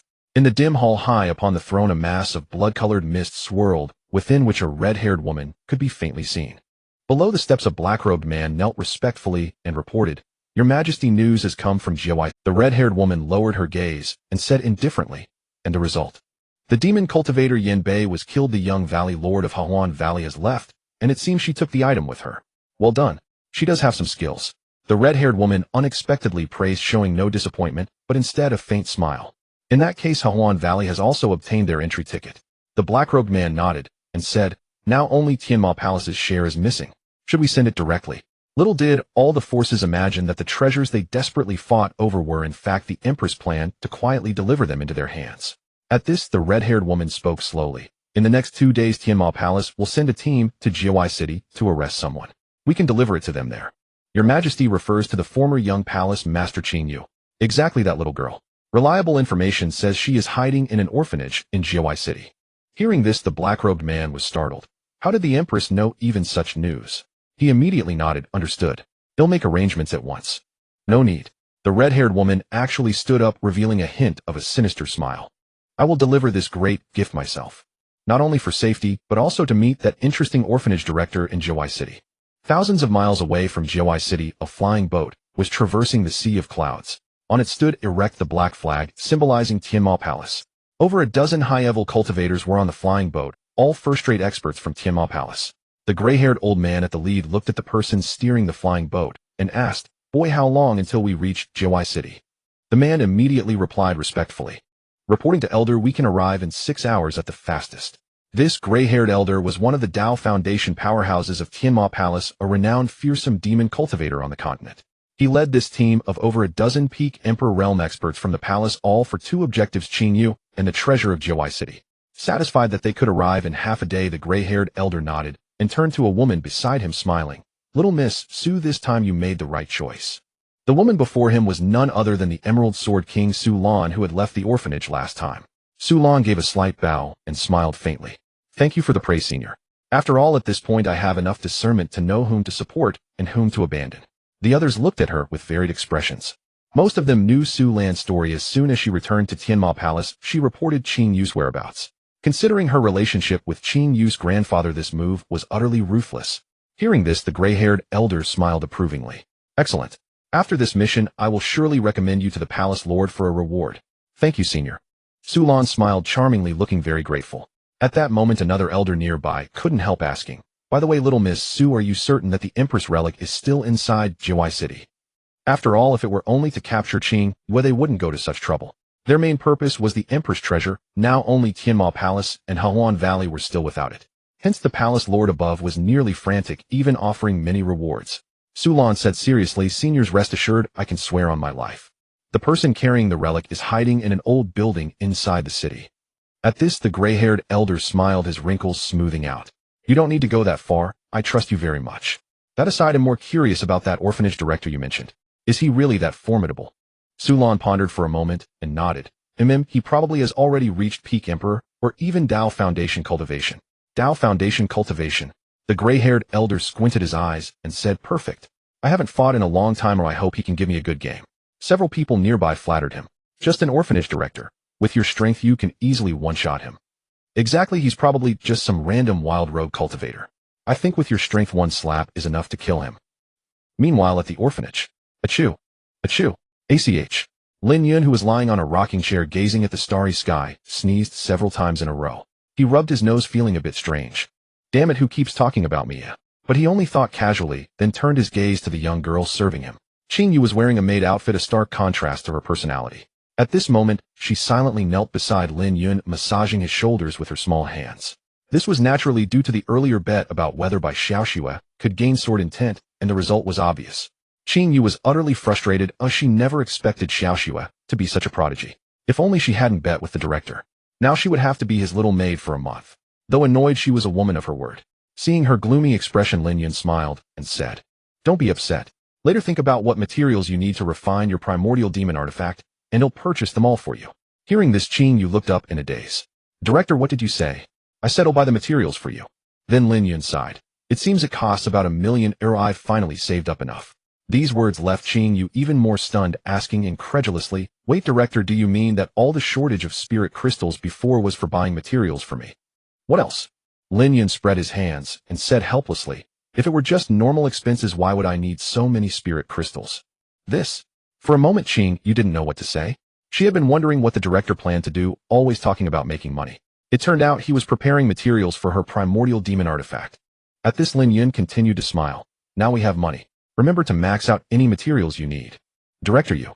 Hearing his generous words, Qing Yu's delicate frame trembled slightly. After experiencing various betrayals, it had been so long since anyone had been so kind to her. Almost instinctively, she hugged Lin Yun in front of her, holding back tears of gratitude, and said, "Thank you, director." Lin Yun was also startled, not expecting her attitude to change so quickly. Meanwhile, he was surprised by the system's voice. "Qing Yu's favorability has exceeded 30, currently 32. You will randomly gain an Academy Director. Congratulations. You have obtained the Academy Director talent, Invincible Golden Body. Invincible Golden Body, any attack cannot breach your defense." Lin Yun was overjoyed. This effect was truly astonishing. Even if he left the orphanage, he would still be invincible in another sense at least. Then the system's voice continued. "You have activated the collection mission. Collect the third orphan. Mission reward, unlock Tianji Pavilion. Tianji Pavilion, it can decipher the heavenly secrets and alter the fates of the orphans in the Institute."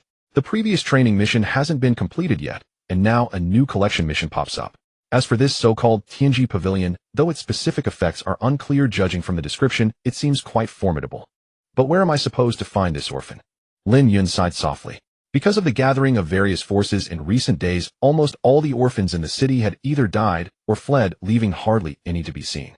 He couldn't very well act like some villain. First slaughter a family, and then adopt the surviving orphans. Forget it, he'll rely on luck.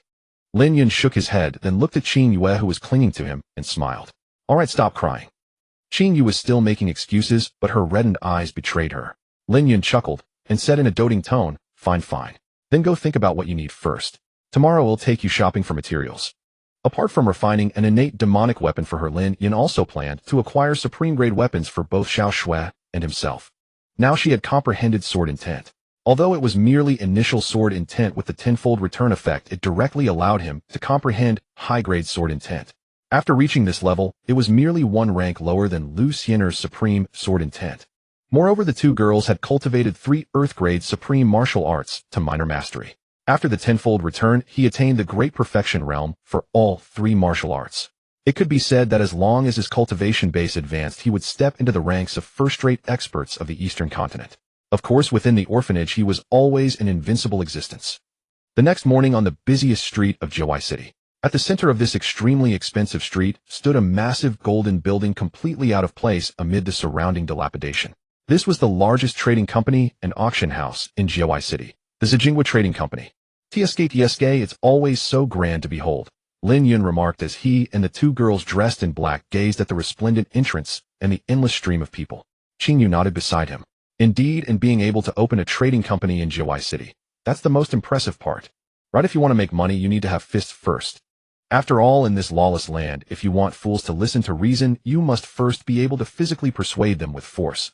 Across the entire Eastern Continent, the Zijingwa Trading Company was the largest trading firm with branches in almost every city, so its strength was naturally not to be underestimated. However, it was said that the owner of this trading company was not actually from the Eastern Continent, but from some superpower outside. For the massive amount of materials Qin Yu needed, this was basically the only place where she could buy them all at once. Xiaoxue, I'm afraid we'll have to use some of your Xian crystals today, Lin Yun said, glancing at Bai Xiaoxue. When the young Valley Lord sends the final payment later, he'll pay you back in full. It's all right, Headmaster. Bai Xiaoxue held his hand and looked up with a smile. Everything Xiaoxue has belongs to the Headmaster. Feel free to use it as you wish, and you don't need to pay me back. Now she was simply too obedient. Lin Yun felt immensely gratified. He had indeed judged correct. All right, let's go in and take a look. Just as the three were about to move, they suddenly heard the conversation of two people who had just come out of the trading company. How interesting. I never thought I'd see the legendary little dragon girl here. Indeed, she looks quite adorable. I wish I could buy her.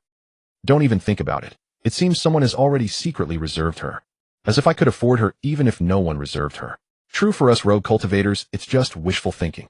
Hearing their discussion, Lin Yun was instantly intrigued. Dragon girl. Could it be the proper kind of dragon girl he was imagining? He stepped forward and asked curiously, "Excuse me, gentlemen, the little dragon girl you were just talking about." The two looked at him. One of them chuckled and said, TSK, she's from the Yaozu, a little girl with earth dragon bloodline. Hearing the word, Yaozu, Lin Yun was taken aback. This term was something he had seen only 2 days ago in a brief history of the continent.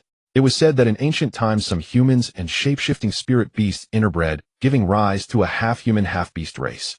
They usually had human form and human intellect, could reproduce like humans, but retained some spirit-beast features, thus being regarded as outcasts in human society. Moreover, the Yaozu generally lived in the demon realm and rarely ventured into human cities, since being discovered would almost never lead to a good outcome. For most people, those not of our race are bound to have different hearts, and the conflict was even more intense than that between righteous and demonic sects. Lin Yun said thoughtfully, the Yaozu, huh? Quite interesting. At this, the other person spoke with a smile. And there's something even more interesting. I heard this little girl came to the company of her own accord and was immediately discovered to be of the Yaozu. Lin Yun raised an eyebrow, becoming even more intrigued. Seeing his expression, Qin, you couldn't help asking, Headmaster, you're not thinking of buying her, are you? Bai Xiaoxue even asked suspiciously, could it be that the Headmaster likes half-beast girls? What are you thinking? Lin Yun gave her a flick on the forehead and said in mock exasperation, I'm just curious. Whether to buy her or not, I'll see later. His knowledge of the Yaozu was still limited to books, so it was more out of curiosity. Besides, there were more important matters at hand. Before long, he led the two girls into the trading company's main hall. Compared to its magnificent exterior, the interior was equally spectacular, with a constant flow of customers. As soon as they entered, a waitress in a Chong Sam approached enthusiastically and greeted them, "Esteemed guest, how may I assist you?" Lin Yun cut straight to the chase and handed over the list of materials given to him by Qin Yu. I need everything on this list. Let me see. The waitress glanced at the list, and her expression immediately changed. This transaction amount is far too large. Please step into the VIP area. I'll go call the manager right away. A transaction worth over $1 million was enormous for their branch. Before long, in a private VIP room, a middle-aged manager wearing gold-rimmed glasses studied the list for a long time. Finally, he looked at Lin Yun and spoke respectfully. Esteemed guest, are you sure you want everything on this list? That's right. Can you produce all of it at once? As luck would have it, the manager said with a smile. If you had asked yesterday, I'm afraid we wouldn't have had them, but today, coincidentally, we can supply them all. Upon hearing this, Lin Yun raised an eyebrow. Oh, what a coincidence. The manager sighed and said, to be honest, esteemed guest, someone had previously ordered these materials saying they would come to pick them up yesterday, but Lin Yun smiled and said, so they couldn't pay the final installment and skipped out. Doesn't your trading company hold them accountable? What can we do? We have no way to find them. Oh, at most we keep the deposit. Didn't they leave a name? All we know is that they seem to be surnamed Yen, and that might not even be true. The manager shook his head gently. Having run the trading company for so long, he had seen such defaulters from time to time. Upon hearing this surname, the three of them, Lin Yun, Bai Xiaoxue, and Qin Yu, exchanged glances. Lin Yun couldn't help but ask, was that person at the peak of the sovereign realm? No, but they were indeed a sovereign. The manager asked with surprise, does the esteemed guest happen to know them? Cough, no, I was just guessing. Lin Yun cleared his throat and exchanged a look with Bai Xiaoxue. It seemed this person who placed the order must be the demon cultivator Yen Bei. What was strange, though, was that this person was already at the peak of the sovereign realm, and the scythe they had used earlier was their innate demonic artifact. Why would they still need to order such a batch of materials? At that moment, the manager asked tentatively, so would you like to purchase all of them now? Yes, just swipe the card directly. Lin Yun handed over his Xinjiang card. The manager was overjoyed and immediately had someone handle the paperwork. Please wait a moment, the items will be delivered shortly. Lin Yun nodded, then took a sip of tea and asked, by the way, let me ask you something. Please go ahead, I'll tell you everything I know. Do you know any master forger in this city? Originally, Lin Yun had planned to buy a finished product, but then he thought that the best sword should be tailored to a sword cultivator, so it would be better to have one custom made. Well, the manager thought for a moment and said, as far as I know, there isn't one in the city, but I've heard that 30 li west of the city, there is an extremely eccentric master forger. The weapons that come from him are almost all top grade, but his temper is too peculiar, and he rarely takes commissions, and it is said that he only forges for the most outstanding geniuses, and they must come in person. Hearing this, Lin Yun smiled and glanced at Bai Xiaoxue. An outstanding genius. Doesn't that just describe our little girl here? Hee, of course. Bai Xiaoxue placed her hands on her waist, looking very proud. Lin Yun then asked the manager for an address, planning to visit the legendary master another day. Just then a commotion came from outside the door. All of you be careful. If you bump or scrape anything, watch your lives. But as soon as the words were spoken, there was a loud clang, as if something heavy had fallen to the ground. Lin Yun and the others in the VIP room came out to see what had happened. What met their eyes were several employees of the trading company jointly carrying an iron cage 2 meters in diameter.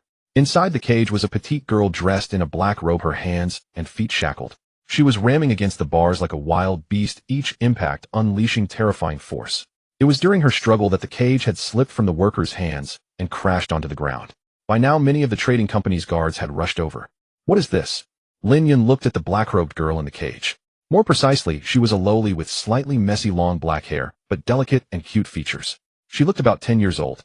The black-robed lowly, like a startled beast, showed an extremely ferocious expression and gaze, completely a fierce yet adorable look.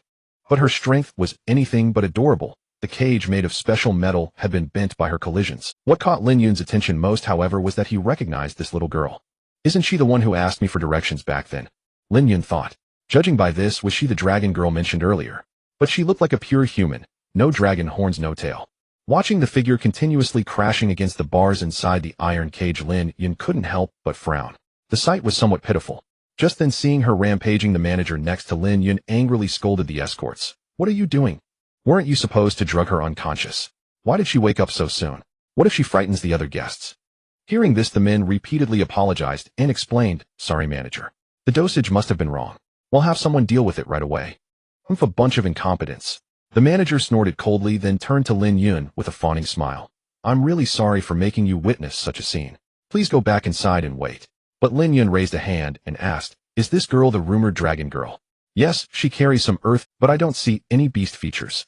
Some demonic beings can temporarily hide their beast features, and as their cultivation increases, they can even become completely indistinguishable from humans. In that case, is there still a difference between humans and demons? Esteemed guest, you say that. The manager fell silent as if the topic was too sensitive. Lin Yun frowned and said calmly, so even if I buy her, what use is she? There are many uses, of course. For example, training as a death warrior, a puppet, or even. The manager gave Lin Yun a meaningful look, and the latter immediately understood. Beside them, Qing Yu showed a look of utter disgust. At that moment, Bai Xiaoxue, watching the demon girl in the cage, tugged at Lin Yun's sleeve. She looked so pitiful. Hearing this, Lin Yun nodded and said, I understand. Then he turned to the manager and said calmly, tell me how much for this little girl.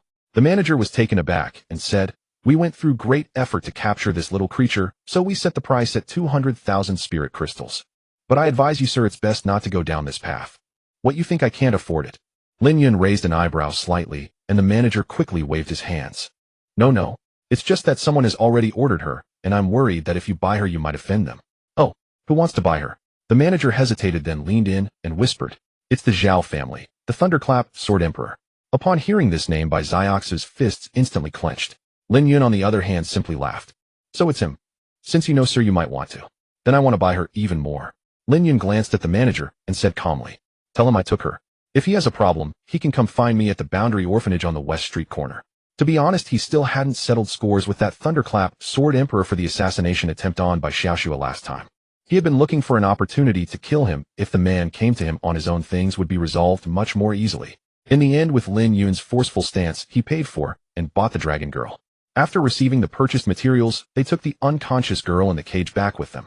The main reason was that this girl was quite fierce, so Lin Yun was afraid he couldn't restrain her if he opened the cage outside, so he decided to release her in the courtyard. Meanwhile, several li outside the Outer Realm City, the flying boat of the Heavenly Demon Palace sped overhead. The white-haired old man on board looked at the Outer Realm City, a smile spreading across his wrinkled face. Young Palace Master, it's time to take you home. Inside the orphanage beyond the realm, Lin Yun finally managed to bring back the iron cage after some effort and had Xiaoxue feed the awakening elixir to her. Beside her, Qing Yu looked at the girl in the cage and couldn't help but ask, Director, won't there be any danger later? She had seen the strength of the demon race's physical body in the trading house, which was close to that of a king-level powerhouse. Don't worry, just leave it to me, Lin Yun replied with a faint smile, and the girl in the cage slowly awakened.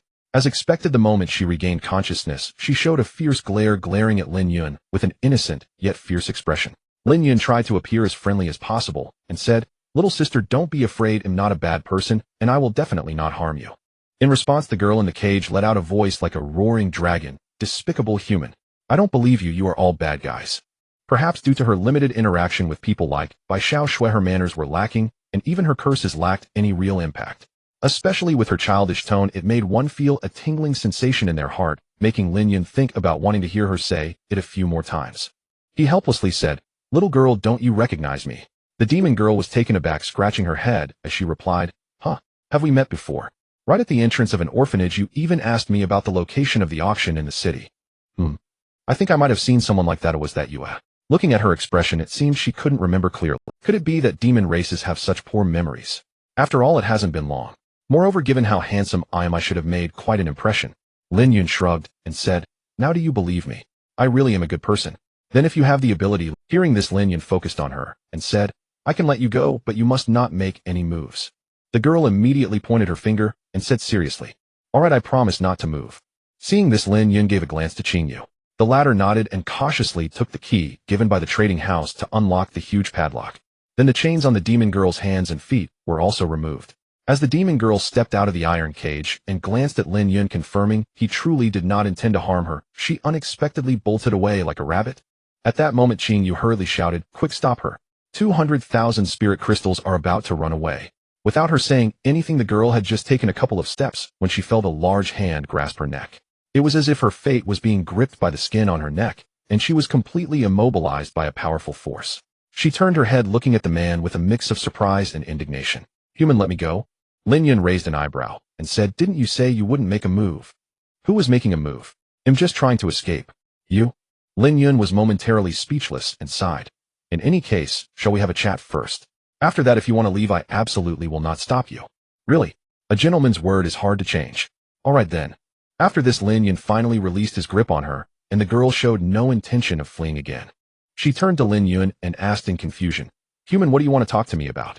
Just a casual chat. Lin Yun pondered for a moment and then asked. For example, what is your name? The demon girl thought for a moment and then said, my name is Long Shirshir. This name has quite a poetic feel to it. At this moment, Bai Xiaoxue couldn't help but ask, are you really a demon? You look completely normal on the outside. Of course. Long Shirshir puffed her cheeks as if to prove something, as if she wanted to squeeze something out. Seconds later, a curved red horn suddenly emerged from her forehead. Then with her hands on her hips, she proudly lifted her head and said, how about it? Isn't it impressive? This. Looking at that adorable little horn, one couldn't help but want to give it a good rub. It's truly impressive. Bai Xiaoxue opened her mouth in awe and said, so cute. But with this it also confirmed her identity as a demon. Lin Yun then asked, speaking of which, since you are a demon, why aren't you in the demon domain? What are you doing here? Unexpectedly, Long Shirshir tilted her head and asked back, demon domain? What's that? Now it was Lin Yun's turn to be stunned. You don't know? What about your parents? Didn't anyone ever tell you? Parents? What's that? Can you eat it? Looking at her adorable and naive expression, Lin Yun doubted whether she was intentionally playing with him. They are the ones who gave birth to you. Did you really just pop out of a rock? Right? How did you know? Long Shirshir nodded and said, I really did pop out of a rock. The expressions of Lin Yun and the others were strange. Was this girl crazy? Lin Yun took a deep breath and tentatively asked, can you tell me where you came from and what you have experienced? Upon hearing this, Long Shirshir thought for a long time before slowly recounting. I only remember that I came out of a rock, and later in the forest I met a beautiful red-haired sister living there. She saved me and took me in, taking me out to play every day and making delicious food for me. And then, at this point, her expression darkened. Lin Yun couldn't help but ask, what happened next? Did something happen to her? I don't know. Long Shirshir shook her head, recalling as she spoke. At that time we went to explore an underground cave, and after we returned, she left saying she had something very important to do. Lin Yun frowned and curiously asked, then how did you end up here? Long Shirshir pursed her lips and said, because when she left she mentioned that my fate lies in the city beyond the realm. She told me to come here to live in 30 years and to buy something from the auction house at random. She said that by doing this I would eventually know what happened to me. Despite her appearance, she genuinely wanted to understand everything that had happened to her. Listening to her, Lin Yun found it quite fantastical and then asked, do you remember what the red-haired sister's name was? I forgot. I think it was. Long Shirshir suddenly frowned, covering her head with her hands, looking, it hurts. Seeing this, Lin Yun hurriedly stepped forward to support her and asked, are you okay? If you can't remember, then don't think about it. He reached out to gently pat her head, and perhaps due to the healing effect, Long Shirshir gradually recovered. Looking at her pitiable appearance, Lin Yun took a deep breath and said, I understand everything now, but what about afterward? If you continue to stay in the city, it may be very dangerous. Though he had bought her a demon in a human city was always a precarious situation. But I want to stay. Long Shirshir lifted her head, her gaze becoming resolute as she tightly clenched her small fists, and said, I always forget some things and remember some strange images and people, which makes me feel very sad. So, I want to know what has happened to me. For her, there were virtually no family members in this world. Even as a demon in this human society, she hardly encountered any of her kind. It was precisely for this reason that Lin Yun felt a sense of kinship with Long Shirshir. As a transmigrator, how was he not also an anomaly to the people of this continent? Everywhere he looked there were no familiar friends or relatives. If it weren't for his system as well as Xiaoxue and Qingyue, he could hardly imagine how lonely and desolate it would be. Lin Yun pondered for a moment and made a decision, looking at Long Shirshir before him. In that case, would you be willing to stay in this orphanage? Upon hearing this, Long Shirshir was taken aback. Seeing her puzzled expression, she seemed unfamiliar with the term orphanage. As Lin Yun was wrestling with how to explain, Bai Xiaoxue, standing nearby, smiled and spoke. It's a place where you can sleep, live, and eat. Eat. The moment those two words were uttered, Long Shishi's eyes lit up instantly. Great. Then I'll stay. Her demeanor made it hard not to suspect that she was choosing to stay solely. Seeing this, Lin Yun smiled and said, then welcome to join us. From now on, we'll all consider each other family. Hearing his words, Long Shirshir asked with confusion, family? What's that? Lin Yun didn't explain, only smiled and said, you'll find out in time. At that moment, a system prompt echoed in his mind. Congratulations on completing the mission, recruit the third orphan. You have received the reward, new building, Heavenly Secrets Pavilion. Please select an area within the courtyard and deploy the new building. With that, the recruitment mission was accomplished. At the same time, he could now view Long Shishi's information panel. Name Long Shirshir, ID 0003, cultivation, transcendent, third layer, physique, earth dragon, bloodline, orphan talent, none, affinity, 13. Nothing else stood out except that her cultivation level was far from low. Suddenly a thought struck Lin Yun, and he asked curiously, by the way, Shirshir, you said you waited in the forest for 30 years. How old are you now? Hmm. Long Shursher counted on her fingers, then looked up and smiled. I think. 101. Lin Yun's mouth twitched. Good grief, her age surpassed all of theirs combined. As the books said, the lifespan of the Yao race far exceeded that of humans, but their growth was slower. Her mental age was merely that of a 10-year-old. It seemed that living long wasn't entirely a blessing. However, her physique was ideally suited for the remaining orphan talent. Just then Long Shursher suddenly looked at him with pleading eyes. Headmaster. What's wrong? I'm hungry. As if to confirm, her stomach let out a rumbling. Lin Yun paused, then smiled. I thought it was something serious. Let's have lunch early today. He figured he would teach her the talent after the meal. Food was never a concern, how could their home lack provisions? But little did Lin Yun know what awaited him ahead would be a living hell. Meanwhile, in the VIP room of the Amethyst Flower Trading House, the Thunder Sword Emperor slammed the table in fury at the manager. Didn't I tell you that girl was reserved for me? How could you let someone else buy her? Over the years, he had become a seasoned philanderer. Ordinary women no longer satisfied him, and he was eager to try something different. After waiting so long, he finally found a Yao race maiden only to have someone snatch her away first. How could he not be furious? The manager replied helplessly, I'm sorry, senior. That guest was insistent and had cash on hand. Refusing the sale would have violated our rules. Hearing this, the Thunder Sword Emperor snorted coldly. Didn't you tell him that I had reserved her? I did. And then, then he became even more determined to buy. The Thunder Sword Emperor's eyelid twitched. His reputation as the Thunder Sword Emperor was well known throughout this extraterritorial city. Everyone he met treated him with respect and gave him face. Such an affront had never happened before. To dare seize what I want. He's courting death. At that moment, the manager cautiously said, Senior, that person mentioned that if you wish to find him, he would be waiting at the extraterritorial orphanage on the corner of West Street. Orphanage? Yes, it seems he is the headmaster there. So that's all. The Thunder Sword Emperor sneered, a glint of murder flashing in his eyes. Very well, then I'll pay him a visit.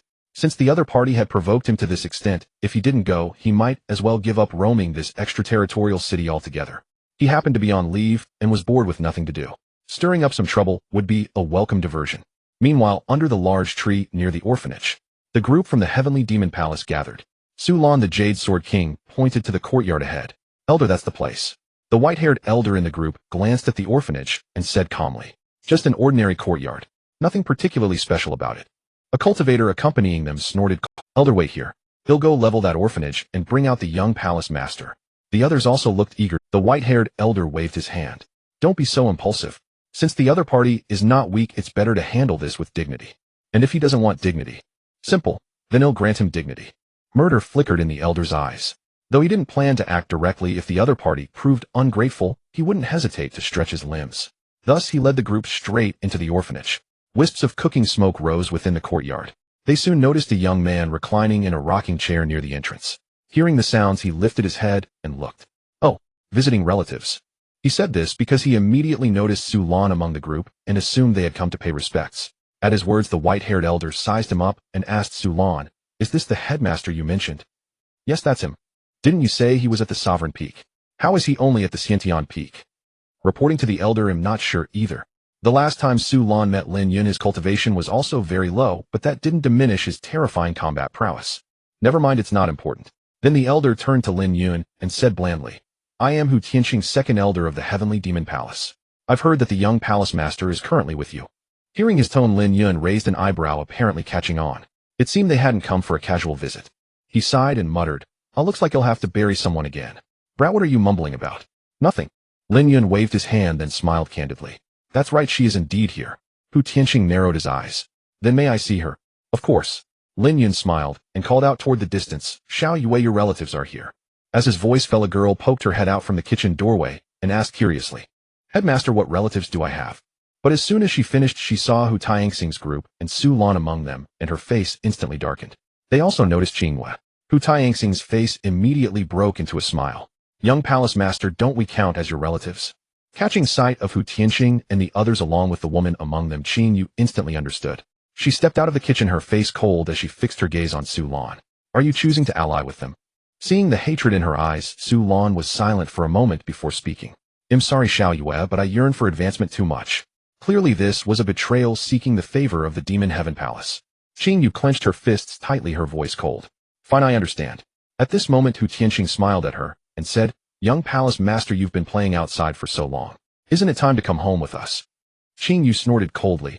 Even if I die, I want return. I'm afraid that's not for you to decide, young palace. The corners of Hu Tianxing's mouth curled up slightly, and at the same time, several royal-level cultivators around him stepped forward. It was clear they intended to resort to force directly. Just then a calm voice came from the side. What? Are you all treating me, the dean, as if I don't exist? Hearing this, the group turned their gazes to see Lin Yun walking toward them. Seeing this, Hu Tianxing's weathered face was full of amusement. Dean, do you think you can stop me? Well, how would I know without trying? Hu Tianxing squinted, a glint of killing intent flashing in his eyes. For a moment, the atmosphere grew tense. Not far away in the kitchen, Long Shishir and Bai Xiaoxue were peeking from the doorway, their eyes wide. Long Shishir asked curiously, Sister Xiaoxue, those people are really strong. Is the dean in trouble? Don't worry, our dean is incredibly powerful. It's them who are in trouble. Bai Xiaoxue smiled proudly. Oh, by now she held complete admiration for the dean. Damn it. I can't stand this any longer. At that moment, one of the peak royal-level cultivators in the group erupted, conjuring a sword in his hand. He stared at Lin Yun, a surge of profound energy swirling around him, and pointed his sword coldly at Lin Yun. It'll make you understand the consequences of offending the Demon Heaven Palace. He didn't care whether he could fully unleash his power here. He exploded with his energy, without reservation. A gale swept through the courtyard, and a figure charged at Lin Yun with a sword. The entire courtyard was filled with the sword intent he released. You bastard, let me cut you into 8 pieces. Hu Tianxing watched his subordinate act, without stopping him, tacitly approving the move. After all, Lin Yun was too arrogant. It would be good to get rid of him. So he watched as the man, gathering all his sword intent, brought a slash down toward Lin Yun. But the next scene left everyone stunned. Facing the blade of a peak royal-level cultivator, Lin Yun neither dodged nor defended. He simply extended 2 fingers. In an instant, he caught the edge of the sword between those 2 fingers, and the surging waves of profound energy within it vanished, as if falling into an abyss, disappearing without a trace. The formidable sword strike was silently neutralized. I heard you wanted to cut me into 8 pieces. Hey. Lin Yun held the sword between his fingers, smiling as he looked at the peak royal-level cultivator, who was now utterly shocked. Panic struck the man as he found his sword seemingly frozen, unyielding no matter how hard he tried to pull it. And as Lin Yun's fingers gradually tightened the treasured sword, he considered a divine weapon let out a crack, snapped by Lin Yun's fingers. Impossible. You're only at the peak of the innate realm, how could you? The man stumbled backward, his expression as if had seen a ghost. But then Lin Yun casually snapped his fingers. The man felt a sudden pain in his chest, but when he looked down, he was utterly bewildered. There was a gaping hole the size of a bowl in his chest, blood gushing out like a fountain. Where had his big meaty heart gone? His pupils contracted, filled with terror, as he stared at Lin Yun. No. You. Lin Yun shook his head as if he had just casually swatted a fly. Then he turned to the Demon Heaven Palace group. May I ask if anyone else wants to try? The entire courtyard fell into a deathly silence. Watching their companion, who had been so imposing just a moment ago, now lying in a pool of blood, their gazes froze. This was a peak royal-level cultivator wielding a supreme-grade treasured sword. The sword shattered and a man died. How? And crucially, they couldn't even fathom how he had done it all. Just then Lin Yun glanced at Hu Tianxing nearby, and said with a faint smile, How about you give it a try, Elder Hu? Hu Tianxing's face stiffened, then instantly shifted into a performance of theatrical change, wearing a kindly smile. What are you saying? It's all a misunderstanding, merely a misunderstanding. Though he couldn't gauge Lin Yun's level, one thing was certain: Lin Yun was far stronger than him. Far stronger. Hey, a misunderstanding. Lin Yun glanced at the corpse on the ground. And what about him? I killed a member of your Demon Heaven Palace.